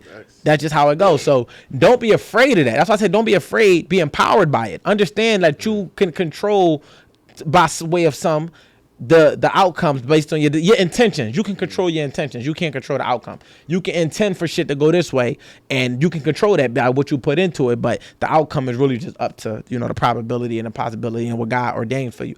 But I say all that to say is like I don't want it to be a thing like you said, like where you overthinking or you're like, damn, like fuck, like I don't want. No, bro, you can't. You don't want to think like that. You want it to be a situation where you just know, like, all right, like you gotta be able to stand on your decisions. You gotta be able to live with it. Man, I know if I fuck her, she's gonna be a headache. I'm willing to take that. Fuck it. Like, or I'm not. You get what I'm saying? And you got to be able to live with that. You ever missed out on a party and you was indecisive and you ain't going, that shit was lit and you was salty as fuck and you like, dog, I should have just, you don't want to live your life like that. You would rather be like, man, I ain't going to that party. So then when you see it could be lit, but you're like, I ain't want to go anyway. It wasn't my party. Like, it wasn't my event. It's cool. Or you go and you're like, all right, it might have been whack, but you're like, man, fuck it, I wanted to come. So it's like, when you think about that shit, like don't be in a predicament where you like before every decision you getting afraid, because remember I said teacher, you gonna learn something. Like I could look back on the decision to become a parent at 16. I didn't want to do it when it happened, but bro, that was probably some of the best shit that happened for me.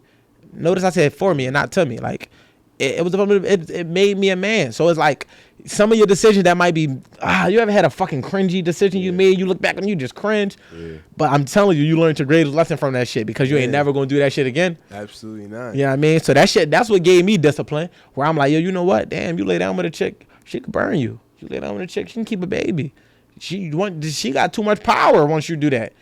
I want to maintain as much of my power over me as possible. I don't want have power over you. I don't want you to have power over me. I see what child support did to me. You feel me? I see I see it. So it's like, let me wait before I just go out here shooting up clubs, metaphorically speaking. Talking about nothing in women. Facts. That's why I asked you the question too, because I'm not even gonna lie. Like I done seen a couple guys, they made that wrong decision. Yeah. They slept with the wrong woman, and then whole life went like downhill. Bro, listen. Downhill, real bad. Listen, bro. The 3 most important decisions you're gonna make as a man is who you hang around, what you do for a living, and who you lay down with. And the who you lay down with is probably the most important, because look at it like this, right? And I'm speaking metaphorically, but think about it, right? You got 2 legs. This your partner. Imagine if one leg is broke. No matter how hard you try to go, you're going to be limited because of that broken leg, broken arm, because it's half of you. Yeah. So when you think about that, right? Think about it. When you think about, like if you by yourself, you got both your legs. The moment you get in a relationship, you surrender half, essentially, right? Metaphorically speaking. If that leg is broken in any way, that leg want to go this way and go this way, you're going to split. If that leg don't want to move, it's not moving. You understand what I'm saying? So you can't just be out here fucking.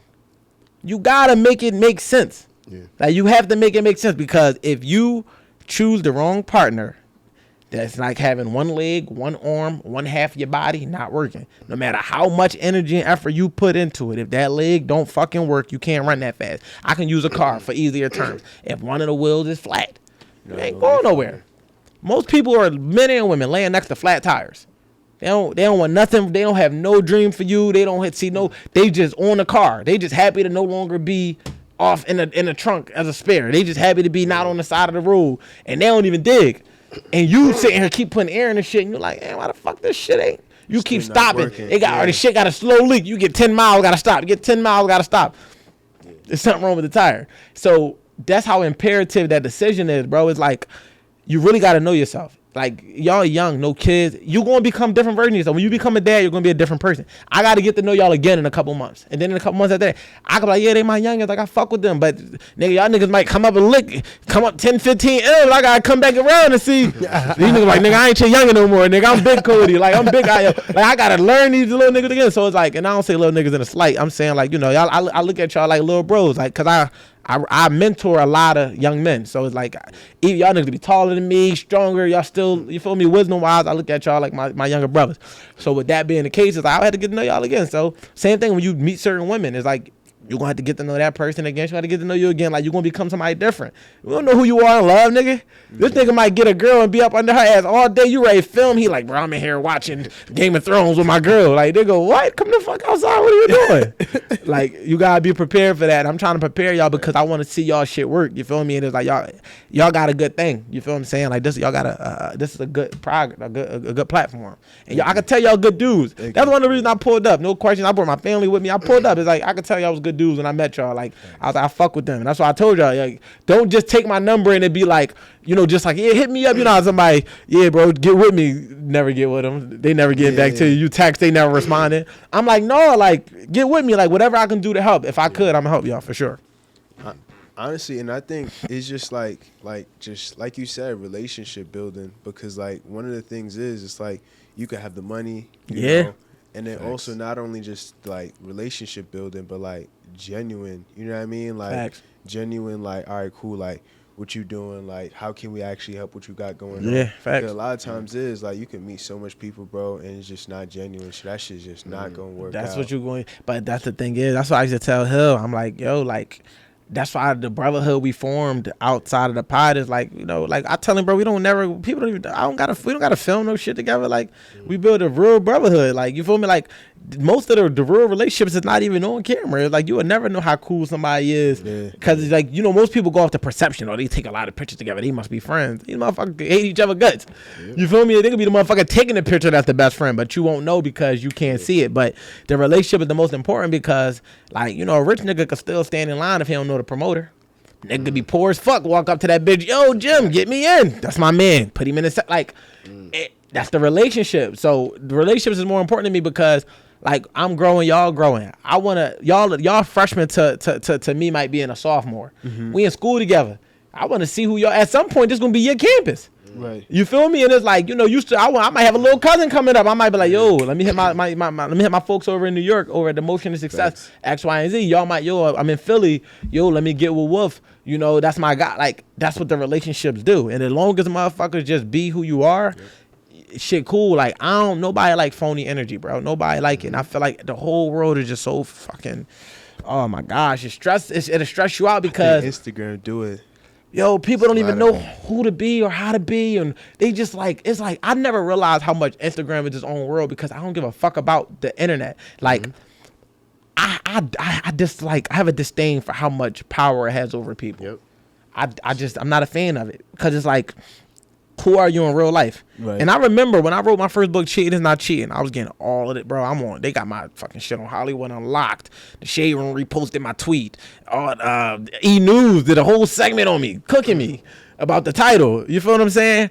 And I just remember losing myself in that time frame because I'm like, oh shit, I'm on TV now. Like, maybe I shouldn't post this. Or maybe. And then I had the dumbest shit. I ain't gonna say dumb, it's smart, but I had hired a fucking publicist. And that was smart because she taught me a lot, but it was dumb because it made me afraid of the internet. Because they're always trying to protect you. Don't say this, don't do this, don't post this. And I'm just like, well, damn, you don't want to offend this person. You don't want to lose this. You got an interview coming up with these people. You don't want this. And I'm just like, now, well, what the fuck can I say? So now I'm so reserved on what I could do and say because I'm like, I don't want to offend nobody. Man, when I tell you I got out of that shit, like, right, like, that shit, like, the end of 2022, I was like, man, I don't give a fuck. Like, for what? Because I don't have an image, bro. It's like, if you gonna fuck with me or you not, but it's gonna be me that you don't fuck with or fuck with. It's not gonna be who I act like I am or who you think I am. It's gonna be me. Like, if a motherfucker don't fuck with me, I'm cool with that because you don't fuck with me versus you not fucking with who I'm trying to be.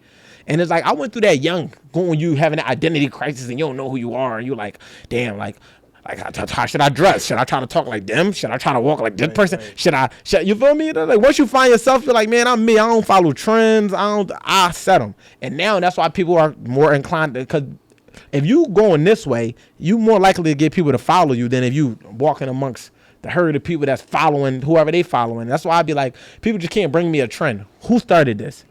Because I know it started somewhere. I'm not about to, like, say if you just got a saying and you say it, right? And I hear somebody say it. I'm not about to just run with your saying. Because where you get that from? Oh, I heard my homie Ayo out in New York say that shit. Oh, all right, I'm not about to be talking like Ayo. I don't know him. I got my own shit that I'm saying. So it's like, you know, not common term, but I'm just saying, like, that's, people don't know themselves, so they just like demure. I'm demure. You're demure. She's demure. Like, shut the fuck up. Like, what is we talking about? Like, yo, they burned me the fuck out with that. But it's like, you don't even know where this shit originated. You don't know why you saying it. You just demure out of nowhere. Like, a motherfucker just looking up words in the dictionary and was like, I mean, matter of fact, they don't Google. Let me find a synonym for modest. I don't want to say I'm modest. I don't want to say I'm demure. Like, what are we really talking about? But that's what society has become. So it's like, now what I feel like people are yearning for is the realness. Because social media has got so fake that when they meet a genuine, authentic person, they just take to them. And I feel like that's what benefited me, just timing. If I'd have tried this 2 years ago, no, fuck that. During the pandemic, canceled. Right. For sure, 100%. They didn't cooking me in the comments because they was doing it. When I was making my car videos about relationships, the women was having like an uprise. The community was getting stronger. They was cooking me in the comments. Like, this when they start like punching, you feel me? And then now you get a little nervous. You're like, oh, as soon as I post this, 80 women about to come cook me. But now I feel like they tried it their way. It didn't work. Not saying that none of it worked, but I'm saying like now they want men again. So now they looking like, I just got to find a good one. So now they come find my platform. They like, all right, this nigga popping some shit. All right, cool. Like, we can follow this. They ain't really come back at me. Y'all notice they don't really go at me too much. A little bit, 10%. And that's why you gotta stand on what you say. You know, because a lot of times like when they start looking at you and you start flipping up and you're like, yo, like, all right, cool. I ain't gonna talk about that because I'm gonna be ruffling some feathers. But the truth is, a lot of people can't lead themselves and they want to be led. Yeah, no, so that's a fact. You might as well just make up your mind. You might as well just follow through what you say you're gonna do, because at some point they're gonna be able to switch and say, all right, cool.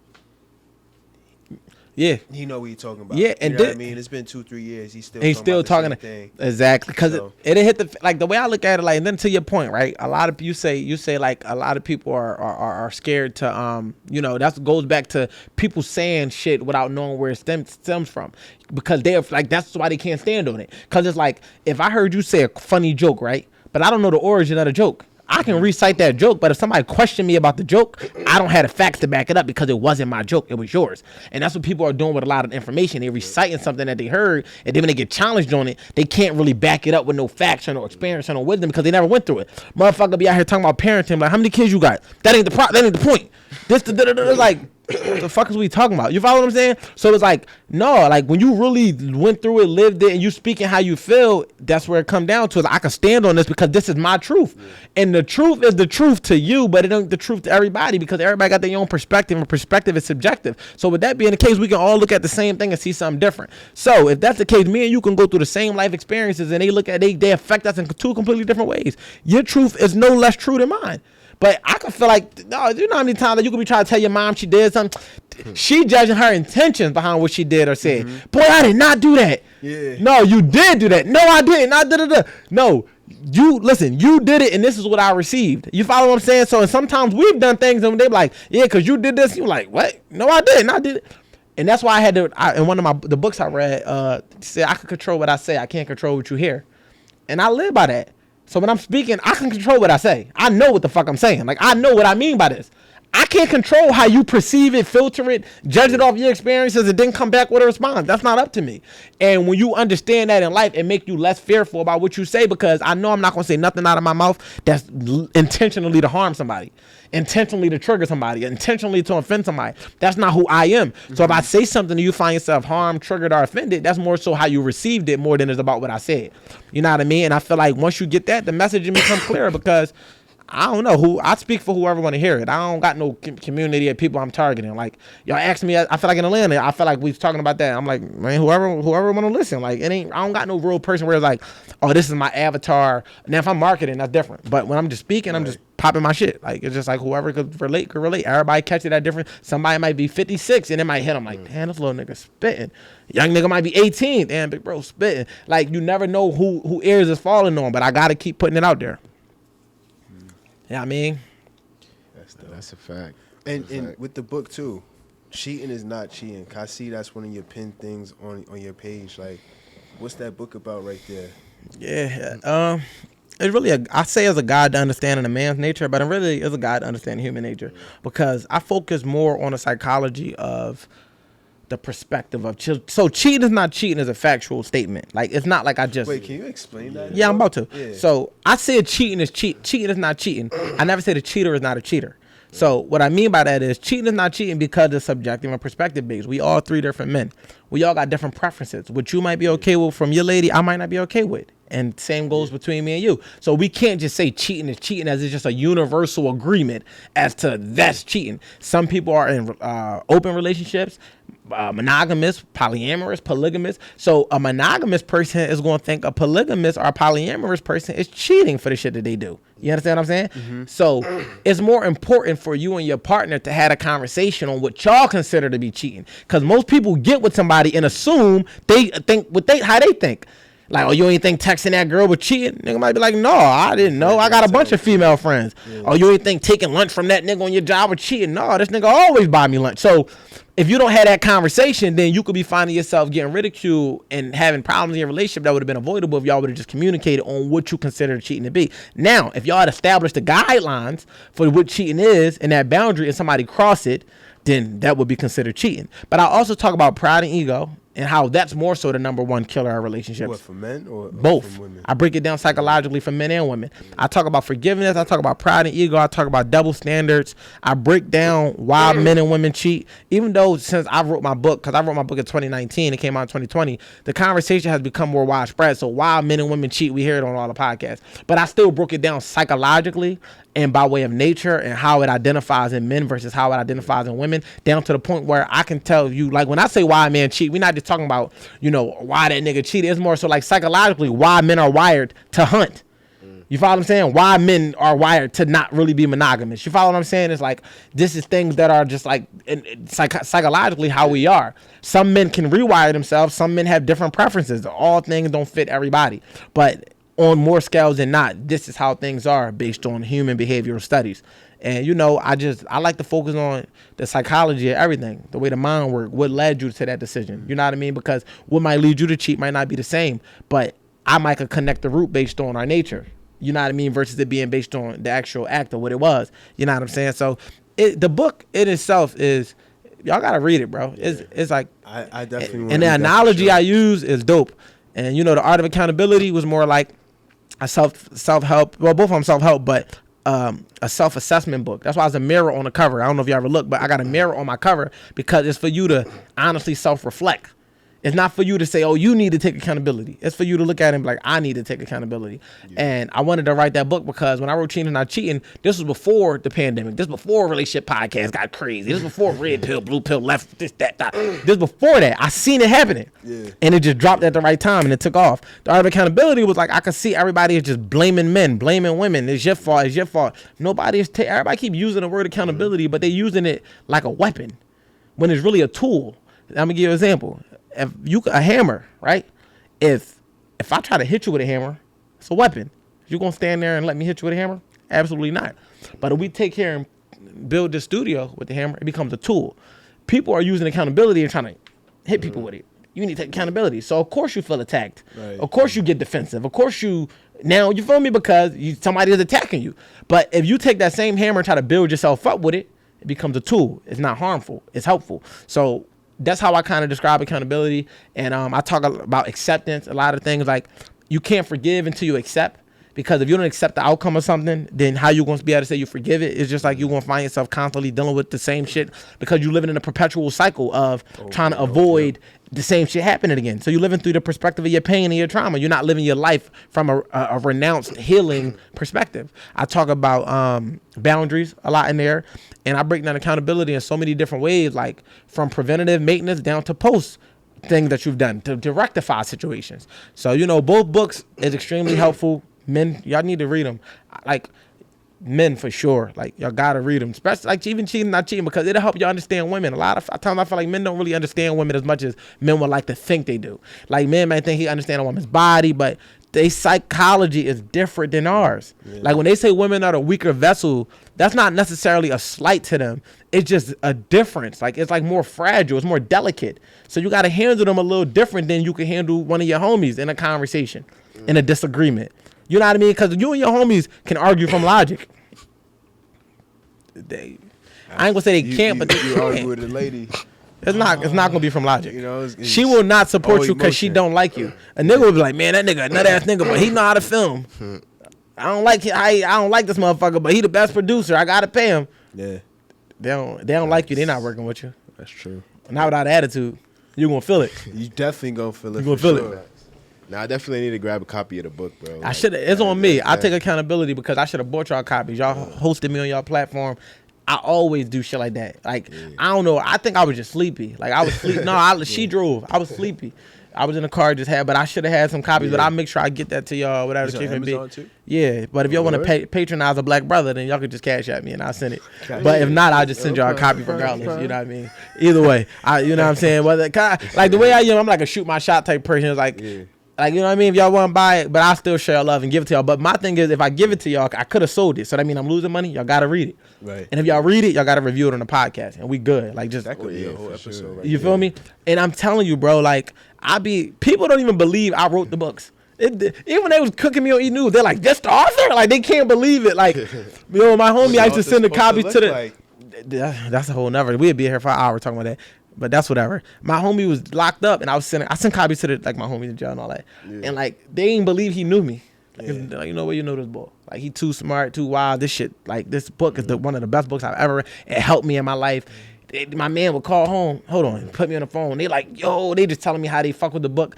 And I'm just like, damn, like, there's no better feeling than changing somebody's mindset, bro. A book changed my life, The 4 Agreements. The 4 Agreements by Don Miguel Ruiz changed my life. It's no, like now I'm doing for people what Don Miguel Ruiz and Napoleon Hill and Rhonda Byrne had did for me. You follow me? Like, and that shit crazy. I'm a black author. That's why I said I'm the first black relationship author from the hood. I'm from the hood talking about this relationship shit at a psychological level. Like, you know what I mean? Like, in my books, you got to really tap in. But it's like, that's crazy. Like, you a kid go read a book. He looked like me. He dressed like me. He ain't no, you could be black. The difference between a nigga and a Negro.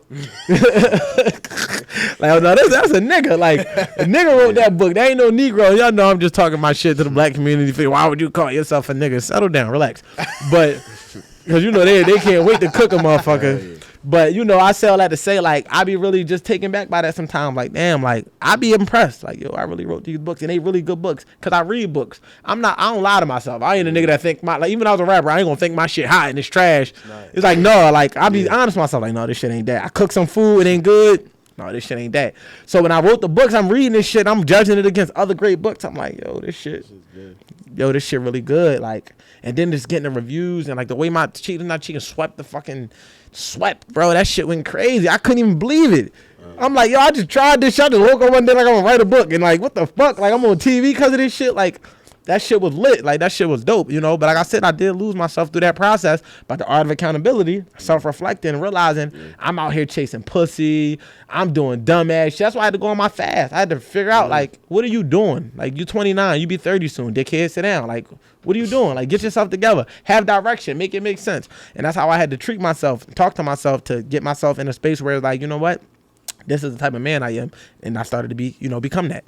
I'm not gonna lie, I think when I read this book, it's gonna make me a little more powerful than I am right now. Yeah, bro, that's the goal, bro. I'm tapped in, got a little experience. Yeah, been around the block or two, but you gonna polish you a little bit. Just tighten up on some areas. We call it refining, man. Shout out to my guy Q, refinement. As men, we gotta go through refinement. You're already who you are, but you just gotta sharpen up just a little bit. Like, men, we can always grow. I feel like a lot of times, especially as builders, even when we try to build in our relationship, we can lose sight of the growth that we still have to endure. We always trying to build something or someone, but we still got to be building us. You know what I mean? So, men, you can always grow, bro. You can get better at communicating. You can get better at, time management, money management, social skills, like social skills, all that. Like, whatever your areas of weakness is that could be hindering you. Like, my finances has always been a weak. I make a lot of money, but I spend a lot of money. Like, I said that on one of my clips. It went crazy. I'm like, I make a lot of fucking money, but I spend a lot of fucking money. So even when you ask me at the joint, like, yo, you want to talk about the most you ever made? I'm like, I kind of don't, because it's like, bro, I just got to the point where I'm really knowing how to budget and save, because I was a hustler. So I was always, I'm going to get it right back. I had a song that went crazy a couple years ago called I'm going to get it right back. Nigga, that was really my mindset. Nigga, I go to the casino, lose some bread, get it right back. Get it right back. I go do this, I'm going to get it right back. So that's a good mindset to have, but at the same time, it's like, excuse me, I'm sorry. At the same time, it's like, now I'm trying to like not, so I've been doing good. I've been budgeting for over a year, because now I don't just manage my finances. I got a whole tree at people that I gotta make sure that I'm being responsible for. So, I had to refine in that. But before that, nigga, go to the club, spending thousands, not hundreds, thousands. Like, we was fucking the clubs up. Not for fake. This is all documented. If you ever want to fact check anything I'm saying, just go to my page. Go to my highlights. We would be city to city. We come out here, bro, like, my friends know I'm the one that'd be like, no, we ain't spending no money. We ain't gonna get nothing. We gonna chill. And then you outside. They know. They don't even believe me. Like, they be like, y'all know him. Like, y'all know. Like, I told them one time she went to the club with us. I'm like, yeah, man, I get it here. I ain't buying no fucking bottles. 10 minutes go by, you see the sign come up. The sign say, the wolf is here. I said, look, I tell people that's my weakness. Look, man, everybody got one. Don't trust me in the club. I'm lying. If I say I ain't about to throw no money, I'm lying. If I say I'm not about to buy a bottle, I'm lying. Like, so I don't go for real, because I know that when I get in there, it's something about seeing somebody grab 5 that make me want to grab 6. Right. And I haven't conquered that discipline yet. Now, the other day I was out in the A, And I did all right. Like, we only grabbed one. Because the people we was with, they was entrepreneurs. They had already grabbed something. We ran out. I was like, all right, just grab one. You feel me? So that wasn't really nothing. But, nigga, if they ain't had a 4 or 5 sitting on the table, I would have drove. Yeah. I knew it in my own heart. I knew. It was like, like, even if people believe me when I say I'm not going to spend the money, I know I'm lying. I think it's more of an ego thing, too. 100%. I 100%. I heard something like that from 50 Cent. He say he don't drink. He'll pour them out, pour everybody put up. Put ginger ale in there. Put the ginger ale, and he drink the ginger ale for the night. Yeah. And then he chilling. But when somebody start buying, it's ego. You know what I mean? That's when my ego come alive. Yeah. And I don't really drink. I used to drink a lot, but I don't drink. Like, alcohol, I don't feel good drinking that shit, bro. I don't know. Like, one time I had a drink in 2022. A girl gave me a drink, and like, she was good people, but I was feeling so weird. I'm like, yo, did she? So ever since then, I'm driving home praying like, God, I know I've been called, like, come on, like, I won't drink again. And right after that, my fast, no alcohol, no nothing. And now, like, me and my girl had lemon drops, but I'm like a social drinker. Like, I don't really drink. Even when I buy the bottles, I don't drink them. Like, they for the people. Like, so I understand his philosophy, but it's definitely ego. I'm not like, it is like, you got to be honest with ourselves as men. Like, but I don't have my ego. I don't have a weak ego. Like, a weak ego needs to be validated by others. Give a fuck what y'all think. I got something within me that just like being number one. Like, I want to win. Like, if we playing sports, nigga, I want to win. I'm in fantasy football leagues, nigga, I want to win a chip. Like, you feel me? Playing 2K, nigga, I want to win. So yes, for sure. Like, I feel like from a competitive edge standpoint, but I don't have it to where though I get around people that got more money than me, and I'm like, I'm a little bit more shy. I'm not speaking. I'm not popping my shit. I'm insecure, or I'm worried about if she looking at niggas that look. I don't give a fuck. Like, I know myself. I don't give 2 shits. And when you could get to that point as a man where, like, no nigga presence bother you, it's golden. Because when you get in these areas, nigga, you're not going to always be the richest nigga. You ain't going to always be the most handsome. You're not going to always. And once I became cool with that, like, I know, like, this is my thing. I know I ain't the richest nigga. I know I ain't the most handsome. I know I ain't the funniest. I know I ain't fucking the best. I know I'm not doing that. I know I don't have the biggest platform, right? But I feel like it's going to be areas where men might have me beat, right? But not in every area.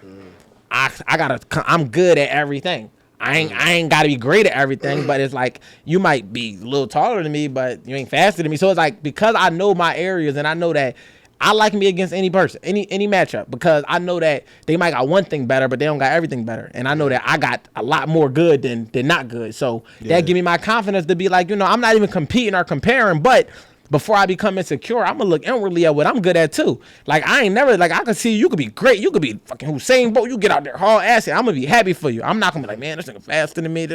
I know I get on this shit, I can pop my shit. That's my thing. I might sit next to a motherfucker, he might pop it crazier. So I'm still happy because I can still pop mine. Like, it's like, you got to be able to be a LeBron amongst Currys, amongst Durant's. Like, it's going to be other greatness around you. But you got to hone in on what make you great. And that's me. Like, I know, like, I'm good at something. So even, it'd be funny, man. People people think my nose would be a disadvantage. Like, oh, damn. Like, people drink, bro, like, this is my greatest asset. Like, this is the reason I'm known. Like, you see me, you know who it is. Like, like, you feel me? Like, it's not a situation where I feel like, it'd be funny as shit to me, because I'd be like, like, that shit sell more about y'all insecurities because y'all thinking like that. Like, when it's like, nah, like, I know. You feel what I'm saying? And then it's like, even when you think about women, bro, like, women attracted to energy, bro. They're attracted to vibe. They're attracted to intelligence. They're attracted to a person having motion, not money, motion, just being productive. So it's like, the fuck, like, it's like, nigga, I don't give a fuck if you think about me. I don't want you to even think about me. Like, you feel what I'm saying? Like, she think this shit is cute. I don't give a fuck how you think, nigga. Like, you feel you got your mind on the wrong shit. Like, you worry about the wrong shit, nigga. You know what I mean? But I say all that to say, it's like, that's where being secure within yourself come from. Like, gotta be secure in yourself. And ladies start be like, I like your vibes. Yeah, that's what they be on. Yeah, so it's like, you can't. I like you. Yo, there's something about you, bro. I'm telling you. Remember, I said I had the identity thing. I used to try to like this back when Abercrombie and all that was popping. I'm in 8th, 9th grade. I'm trying to dress like the niggas that's getting the girls, and I didn't really until for me it was like the fact that I always was good at talking and I'm smart. So, like, women would be attracted to my mindset when I was younger. Not the clothes. I thought that I had to be fly. I thought that I had to have this. Once I realized, I'm like, yo, women gonna like every man for something different.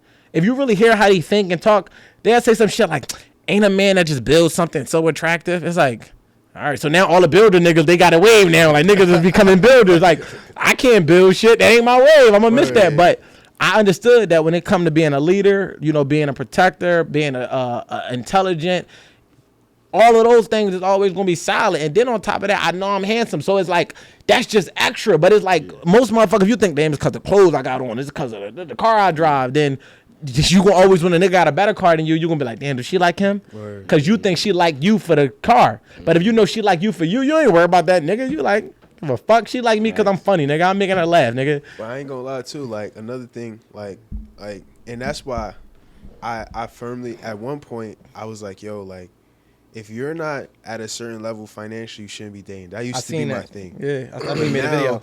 But now I believe it's like, yo, even if you down bad, like, go out and still have fun. Yeah. Because guess what? When you get the money now, you're going to be a cornball. Because now you're going to try to buy all the relationships. Yeah. You're going to try to buy the fast car. Facts. Like, last night I actually went out and we in the East. The East is basically like a ghetto area. You know what I mean? Like, not ghetto, that's but like, opposite in the city. If you say you're low East, that's down. kind of like a good area. Yeah, like East New York. So basically, homies driving around in a Lambo over and over and over and over. And y'all and just over like, and come over. on, I'm like, yo, bro, like, park the shit up. It's 2:00 in the morning, like, my nigga. Like, gas yo, expensive, bro, nigga. Inflation. Over and over. I'm like, yo, bro, park it up. We like, see you. Know, like, niggas done see you. We see you, bro. The first time it hit, after that, it's just like, all right, nigga. Word, like, you know what I mean? But that's why I think it's real important, even if you're not having, because you still got some kind of, you got something to you that'll make you stand out. To you your know what point, I mean? character development. So, like, I always say, like, not having builds your character, right? Having doesn't. Like, if you get it right the first time, it builds your ego. You fuck up the first time, it's gonna build your character because you're gonna learn what it's like to fuck up. So when you dating while not having it, you get creative. You find other ways to be appealing, find other ways to be entertaining, find other ways to be attractive that does not involve money. So that when you get the money, you understand that the money just increases the experience. It don't increase you. You already became you. Like, look at it like this.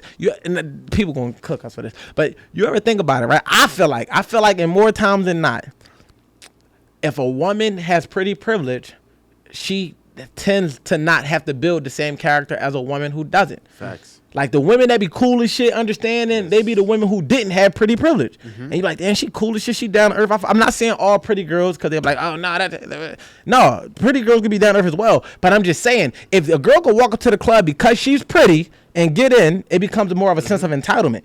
Whereas though the girl who don't have that luxury, no different than a guy who got money and a guy who don't. The guy who got money could just pay his way. The guy who don't got money got to find another way to make it happen. So through those alternative ways, you get built different. Am I saying that it's wrong to have money or wrong to be attractive? No. I'm just saying that the perspective of life is a little bit different because it was a little easier for you. It's like a kid that got out of mud versus somebody that was handed everything. The got out the mud kid gonna feel a little different because they had to go through things to get it. And I'm not saying that either approach is wrong or right, but when it comes to character building, typically when you got to go through the ranks to get what you got, you appreciate it more. And I use the metaphor of like the pretty thing because, you know, if a chick is pretty and you're like, yo, damn, they bad, let them in the club for free. And you overlook the other chicks, you know what I mean? Like, they got two different experiences. So it's like, you know, that character get built when you ain't got no money because you can't skip the line. You feel me? So you got to be cool with the promoter genuinely. Got to genuinely develop a relationship. He ain't just saying, that's my boy over there. They came from over east. They cook. They you know what I mean? Because you spending money. It's like, no, I really fuck with Cody and them because I fuck with them niggas. Like, so that's why I agree with you when you say you should be getting out there because you more likely, if a man meet a woman after he got there, he ain't never gonna believe that you don't know who she is. You don't know me. You don't know me down. How I know? I don't know you when I'm down. You know what I mean? So I'm not. It's weird because it could go either way. Like, you can meet a woman while you down, and she could be afraid of you getting up. And you can meet a woman while you up, and then when you get down, she can leave you. So it's really like a tip of the scale of like how it play out and how you choose. But in reality, I think that for women have tried to bypass potential. They're like, they don't fuck with potential no more. They want the niggas that got it. But it's like the nigga that got it is never gonna value you the way the nigga with potential would because he feel like you fuck with him for him versus for what he could do. I think the smart ones actually, you know, if she's smart, bro, like, she gonna fuck with the dude that got the potential. It's the key word is smart though. The smart ones. That's the key word, smart. Ones. But we dealing with, you gotta understand, man, like, what I've noticed is perception is a thing. I came up with a term, it's called perception deception. Both men and women do it. but women tend to do it a little bit more. Absolutely. Meaning that if they can deceive you by making it look like something, they're going to do it. Make their ass look a little fatter, throw a filter on, using certain, angles and different things to make them look a different way to essentially deceive you into thinking that there's something they're not. Men will do it by way of wearing fake jewelry, taking pictures in front of cars that's not there. They're trying to appear to be something. I call it perception deception because by way of perception, you're deceiving people. So because the women are really the queens of deceiving through perception, I forgot where I was going with it. I'm sorry, y'all niggas started texting shit. What we talking about? My fault. You good? It's good. We about to trying to get Bolu. Do you mind just getting Zach from the door? Yeah. But what was the point? I'll bring it back. I'll clip it. It'll be fine. What was we saying before that? Because I was talking about perception deception. What was the thing you said before that? I was about to say perception is a true thing. No, I'm saying before we got to that, you said something about the smart. Yeah, that's what I was gonna say. All right, yeah. So perception, deception, yeah. So they ain't going for potential because they can't use that and say, "Oh, my nigga spoiling me. He buying me this. He buying me that." They will go date the cornball and never show him and just show everything he could do while really in real life being miserable. But they can appear to be happy. Whereas though the nigga that got potential that's really making them happy, but he might not be doing it in a way that fits Instagram. It's not really nothing to show off. Like I always say, like it sucks that you could be a bad dude to 100 women and only a good dude to one. If you dated 10 chicks right now, you could fuck over all of them, and then you're gonna be famous. Cause all 10 of them gonna have a story to tell. But you be good to one of them, the other 9 ain't even gonna give a fuck. Cause they're gonna be like, that's just you. You're just lucky. You have Cody. Yeah. So the return on your investment to be a good dude is like, it's tenfold in God's eyes, but it's onefold because it's only benefit the woman you good to. But if you kind of slightly good to 10 girls, then it's like you that nigga, but you get the 10 times the investment. Or if you bad to all of them, it's the same thing. You just become a nut ass nigga, or they gonna just talk about you. But it's like I was looking at it like, damn, like because if a woman show too much, if she brag too much about the nigga she with, eventually women start to get disgusted with it. All she want to do is talk about her man. So it's like, you can't even be too good. You feel me? But if you just a nut ass nigga, it create the community. They all could relate. They all could agree. But, a lot of them be cool with just deceiving you into thinking they happy. They going on trips. They doing this. They doing that. Yeah. And if the potential don't get that. Yeah. So if you get a smart one that like have had her heart broken, got experience, or, she just got a long-term vision for herself and you just fit the vision. It is some of them still out here. They yearning to come back. Like the good women are trying to make a comeback. They just scared to be called pick-me's. Bro, they scared, bro. They silent. They scared to be called pick-me's, so they in the shadows while all the other girls is doing the women empowerment fucking nigga 7 p.m. Friday. I don't got a nigga don't got me. While the good girls off to the side scared to say something. Speak up, start a fucking revolution. Be good out loud so niggas could come find you. Like that's how I made a post on my page the other day. I'm like, yo, cause I seen some shit and I'm just like, yo, the good women is scared. So I just post, look, if you a good woman, stay a good woman. A good man to find you. Niggas is looking for good women. Yeah. Niggas ain't looking for ass shakers and da-da-da-da. Niggas looking for conservative, good women. But you know where we fuck up at? I gotta say, wait, even though I don't necessarily fall in the category, but I'm a man, we do, in some capacity, give attention to it. Yeah. So we gotta take accountability for that. That's true. But if we didn't give it, because they want our attention. Say if we like. Yeah, that's true. You know what I mean? That's true. Because now that's when they start amping it up a little more. Yeah. You know what I mean? Because now they want to feel empowered by it. I ain't do this for him. I did this for me. They go overboard with it. It's like, all right, okay. You shook your ass. I'm in the close friends, but you ain't do it for me. You did it for you. Okay. You think this is what I want, but they don't understand the difference between what we are sexually attracted to and what we are actually attracted to. And they two different things. Like, what I might have sex with is not what I would marry. I never seen a girl with a fat ass like, yo, I would marry her. You see that ass on her? You be like, yo, I like the way she carry herself. I like the way she think. I like the way she make me feel. Yeah. I'll marry her. Like, you will see them quick.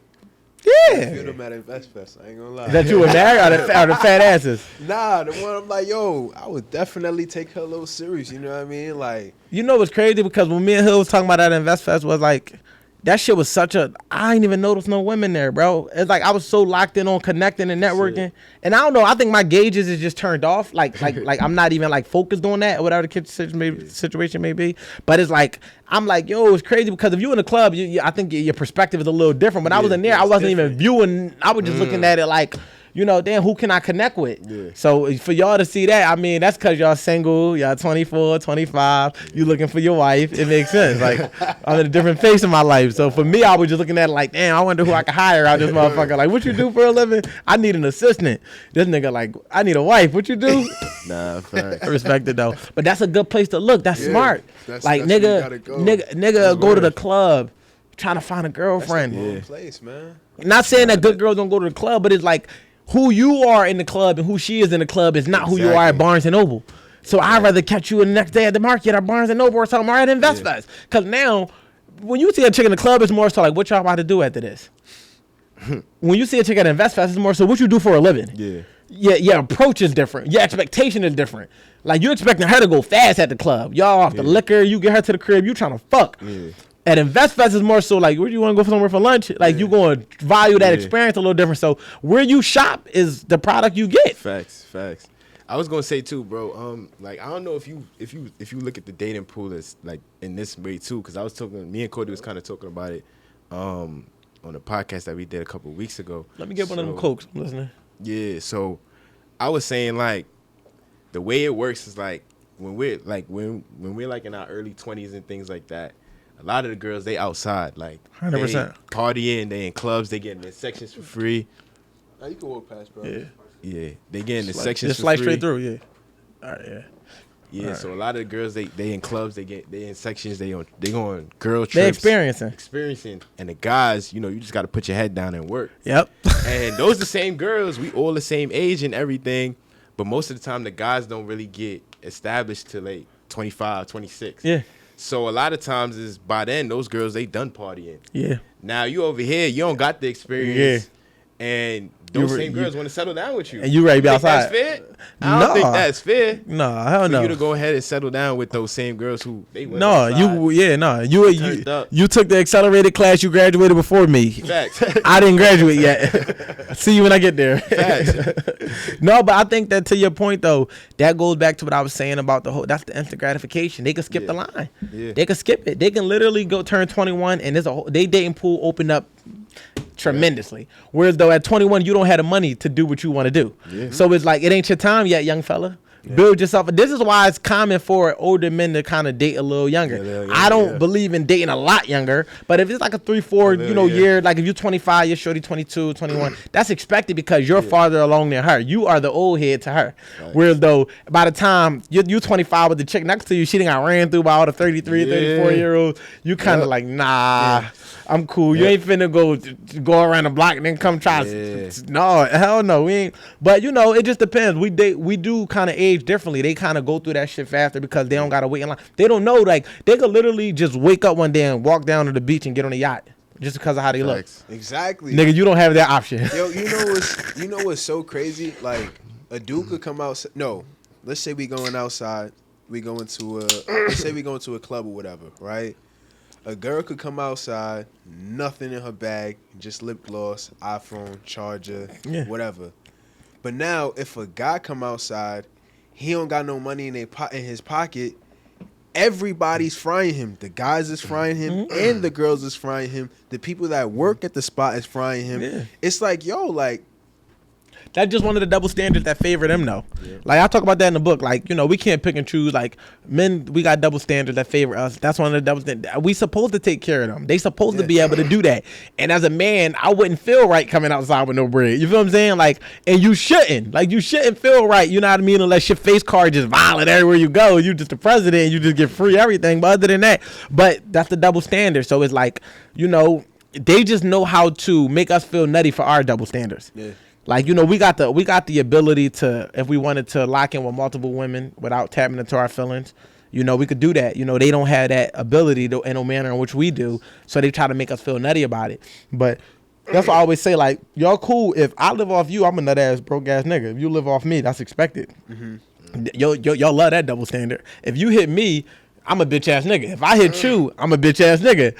Y'all love that double standard. But it's like, if, you know, I want to say, you know, I want to have 3 wives, I'm a nut ass nigga and God don't want it that way and da-da-da. Yeah. So it's like, you know, motherfuckers pick and choose what double standards they want to adhere to, and it's always the ones that favor them. And you just got to be okay with that. That's why standing on who you are as a man got to matter the most, because I mean, it ain't gonna be no shortage of people trying to tell you who you should be, especially the woman you're dealing with. I think you should do this. I think they always gonna have ideas, but it's like, I'm the man. Like, I'm the leader. Like, you don't get to tell me I'm going to do what I do. You can either get in line with the system or you can't. I can't control you. You can't control me, but this is what I want. Either you with it or you not. But what happens is most men, they listen. Oh, all right, my girl says she want me wearing yellow. I'm wearing yellow. She want me doing this. She don't want me saying this. And it's like, you wonder why you feeling incomplete because you're not even being a man no more, nigga. You being a son. Like, and some men get so used to their moms making their decisions for them that they okay with that. And it's like, nah, for me, when I turned like 14, 15, I remember my mom opened my mail. I told her, lady, it's the last time you gonna do that. I know this your house, but you gonna respect me. You not gonna be opening my mail. Like, we ain't doing that. You're not gonna be coming in my room because I will leave this motherfucker. And we had a strenuous time frame from like 16, 17, into 16, like into 17 for like that whole year. Like, I'm talking about, like, I had to really establish, like, I'm growing into a man, like, and she started respecting me. Now my mom really respect the shit out of me as a man. But every man don't cut that umbilical cord. Yeah. They still be mama's boys. It's like mama still got too much say so. And it's like, I love my mom, but I'm still a man first. And that shows up in your relationships by way of how you handle your woman. Because men, it's now submitting to the woman because they submit to their mom. And it's like, I don't even think a man should submit too hard to his dad. I just think it should be a respect thing. Right. That's why I wouldn't, if I have a son, I'm not going to beat him. I'm not about to show you that it's okay to get your ass beat by another man. But I'm going to let you learn some hard lessons. Like, you know what I'm saying? Like, maybe when you're growing, I might punch you a little bit, but I might even give you the chance to defend yourself. I ain't going to just tell you to sit there and let me punch on you. Like, you follow what I'm saying? Because I don't want to create that as a thing where it's like, you feel like if a man could just, I don't want that. So the same thing when it comes to, dealing with a woman. I don't want to sit here and be like, oh, I'm listening to my mom could give me suggestions. Son, I think it'd be a good idea if you did X, Y, and Z. As can my lady. At the end of the day, I'm going to choose what I want to do because I got to live with my decision. Because if shit hit the fan, ain't gonna be what I'm going to say. My mom told me, nigga, like, yeah, mom. Yeah. Like, you feel me? Like, nigga, what? Like, you don't even imagine you used to go back to your chick like, yeah, Ayo told me I should wear these sneaks. She like, you listening to Ayo, nigga? What's the difference? You get what I'm saying? But I ask like, yo, which sneak better? These or them? You feel me? Like, I'll ask for an opinion or a suggestion, but no, like, you got to be able to live with your decision. You got to govern your own life. It kind of remind me of the Baby Boy move. No. Yeah, Baby Boy, a good example. Yeah, that's a good example. Yeah. Jody. Jody. Word. That's crazy. But this is a real good conversation. Like, for sure. Yeah, for sure. To close, like, what would be like your number one, like, your discipline advice for men? Like, especially we got a lot of young men tuning in. Like, what would be the number one advice that you want to give them? Take your time, but don't waste your time. Like, take your time, meaning like whatever you do, put energy and effort into it. Try to think as long term as possible within all your decisions, but don't waste your time sitting around doing nothing. Like, just because I'm telling you take your time, I might say you young, you 21, you got time. Like, that don't mean just sit around and do nothing with your time. You follow what I'm saying? And learn as much as you possibly can. Fuck up. Fail. But fail forward. Don't make the same mistake twice, even if you do the same thing twice. Like, fuck up differently. Like, nigga, if you fucked up this way the first time you did it, don't fuck up that way again. Fuck up another way. But you're not going to learn without learning. Like, and I think that so many people try to skip the phase. And it's not pretty. It's not easy. It's not fun. It don't feel good. Like, it's easier said than done. And it's easy to talk about it after you get through it. But when you go through this shit, becoming a man is really like boot camp. Stripping yourself of all of your childish ways, becoming intentional about where you put your time, valuing who you lay down with, valuing who you hang around, valuing where you sell your time, because you either going to sell time or you're going to buy time. You know what I mean? Selling time is, you get paid 20 hours. Nothing wrong with selling time. At some points in your life, you're going to have to sell time until you can buy time. You can't do nothing if you don't have no cash flow. So if you got to grab a gig making 10, 15, 20, sell your time. And then as you get more experience, sell your time for more and more until you can start buying time. Buying time is when you can run a business and employ people for their time. So now you're buying 40 hours off of people. You know what I mean? And that's just like some game I would give y'all as an entrepreneur. But just as a young boy, just a young man on your way up, whatever, like I said, take your time, but do it while working. Be patient while progressing. Like, don't expect that shit to happen overnight. Don't expect that shit to be handed to you. And like I said, fail forward. Don't fail the same way twice. You could do the same thing over and over again, but learn something different each time you do it. And just don't waste your time. Don't sit around just thinking like, don't procrastinate, bro. Don't procrastinate. Don't do none of that. And if you ain't in a position, if you dating right now and you know that shit stressing you out and it's holding you back, take time away from it. Be okay with solitude and isolation. If you hang around your homies all day, some niggas gotta learn how to be alone. Some niggas, they go from either relationships or to their homies, and they never really spend time getting to know themselves. And all of their identity is attached to what other people think and say about them. You known as the nigga that get girls, you think you got to keep getting girls to maintain your reputation. You known as the nigga that get money, you think if you lose your money, they ain't gonna fuck with you. You known as the nigga that slide or whatever your lifestyle might be, you think that you gotta keep doing that type of stuff in order to maintain that respect. But when you really get acclimated with who you really are as a person, you'll realize that none of those titles define you. You follow what I'm saying? It'll be easier for you to operate in environments without feeling the need to confine and conform, because I'm gonna be me no matter where I go. I'm not, motherfuckers like, yo, I be on business calls. My man be like, we be on Zooms, like doing classes and shit. Like, yo, you be cursing and all that. I curse at my kids. I curse at her. Like, what? I'm not about to be sitting here and be fake. Like, the fuck? I curse her the fuck out. Like, but I'm not. Like, you feel what I'm saying? It's like, I say like you gotta be real, be transparent, be like, you know what I mean? Like, cause like it ain't like I'm being abusive. It ain't like I'm being like, no, none of that. But I'm just saying I'm human. Yeah. So it's like, yeah, like be who you are. So you ain't got to change who you are. People get around people, they start talking different, start acting different. Like, nah, bro. And through everything I just said, just remember this: take your time, don't waste your time. Utilize it, make the most of it, get you a fucking income, and start having real grown man responsibilities. If you at mom crib, come up with a plan to get out of mom crib. This I'm gonna give y'all a goal. Starting January 1st, give yourself a deadline to get out your mom crib. Let's say you're gonna say June. That's 6 months. That's 180 days. Go look at the apartment you want to live at. Let's just say it's $1,500 for a 1-bedroom, and they gonna want 6 bands to move in. That's first, last, security. Boom. $4,500 to move in. But you want to have an extra month just in case. So put 6 bands up. 6 bands up for 6 months to make $6,000, $1,000 a month. How much is that a day? That's probably like $30 a day, $32, $33 a day. If you can't make $33 a day, then what we talking about? You follow what I'm saying? So that's just a little simple formula that you can use to get out of your mom crib and keep that formula, and you already be a month ahead, so you already know how much you got to make to get your rent. It might have to go up to like $15, $16 a day for you to be able to really cover the overhead. But I mean, not 15, I'm sorry, up to like $50, $55 a day for you to be able to cover the overhead. But all in all, I say all that to say, get strategic about your moves. So when I say take your time, you know it's going to take you 6 months. Don't just try to get up on January 2nd and I'm moving out of my mom's spot. But don't waste your time. Don't let it become June and you ain't saved up, you ain't did nothing, and you just sitting there with no fucking progress. So, you know, that's what I say to y'all. And read both of my books, The Art of Accountability and Cheat is Not Cheating. Don't skim them. Don't try to buy them for nobody else. Read them for yourself. Also read The 4 Agreements. Read Think and Grow Rich. Tap into Rich Dad Poor Dad. Read or watch The Secret. You can read it or you can watch it on Amazon Prime. The Magic has a 30-day challenge. Great book. Read all John Maxwell books on leadership. Make you a better man and a better leader. What other authors I fuck with? I fuck with 50 Cent books. You can listen to him. He do them himself. He do the audio. But is this showing up on camera? Yeah. How bad? Oh, now I was just wiping my mouth. Oh, I thought you was no, because my shit got all right. You straight, I was about to say, damn, that was thorough. Love. But all in all, man, yeah, man, that's what I'll say to the young boys. And hopefully y'all got some type of value. As I say on my platform, don't gatekeep this information. If y'all fuck with these young brothers, man, share this shit out. As y'all let people know, we grow. So don't just hold on to it. Don't watch it and be like, yeah, that was a good episode, and then go about your day. No, send that shit to 5 of your homies or your homegirls. Take something from this shit, post it, take a clip, tag them, tag me, because with y'all is how we grow. If we giving y'all our experiences for us to be able to help y'all, help us by helping others.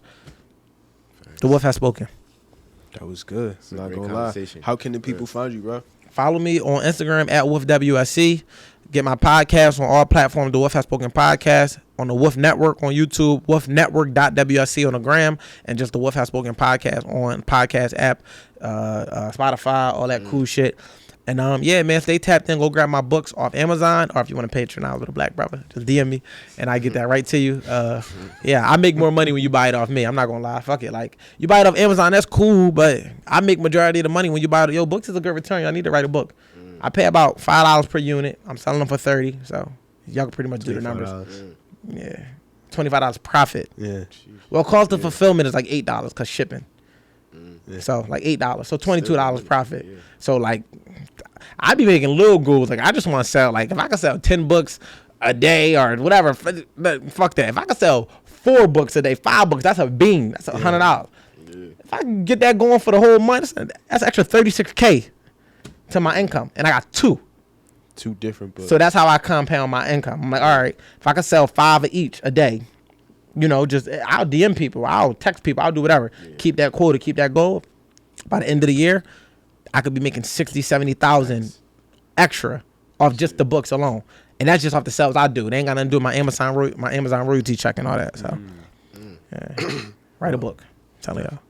If y'all need help, I got y'all. Something we work on someday soon. Get my copy. Word. I'm gonna bring y'all down to my podcast too. For word? Yeah, for sure. Thank you. Make y'all come down to the city. Thank you. Yeah, for sure. I can't come to y'all crib, eat y'all food, enjoy y'all shit, and I y'all come. That's nutty. I ain't gonna lie, bro. This was actually really good.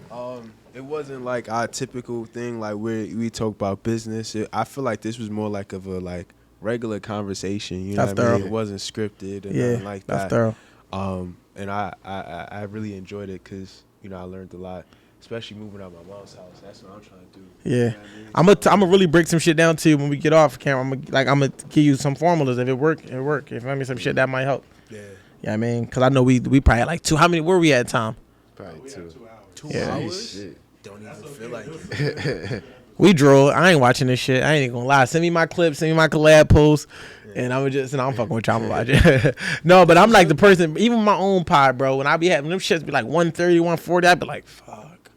I gotta go through all this content. While you driving. That's what I be doing. That's my joint, bro. That's what I do. And because I got a nice commute, that's what I do. Yeah. So yeah, but it was fun, bro. I appreciate y'all having me. I wish y'all the best of success. I know that y'all gonna continue to have motion and success, no pun intended. And y'all got me for whatever I can help. So Thank you. For sure.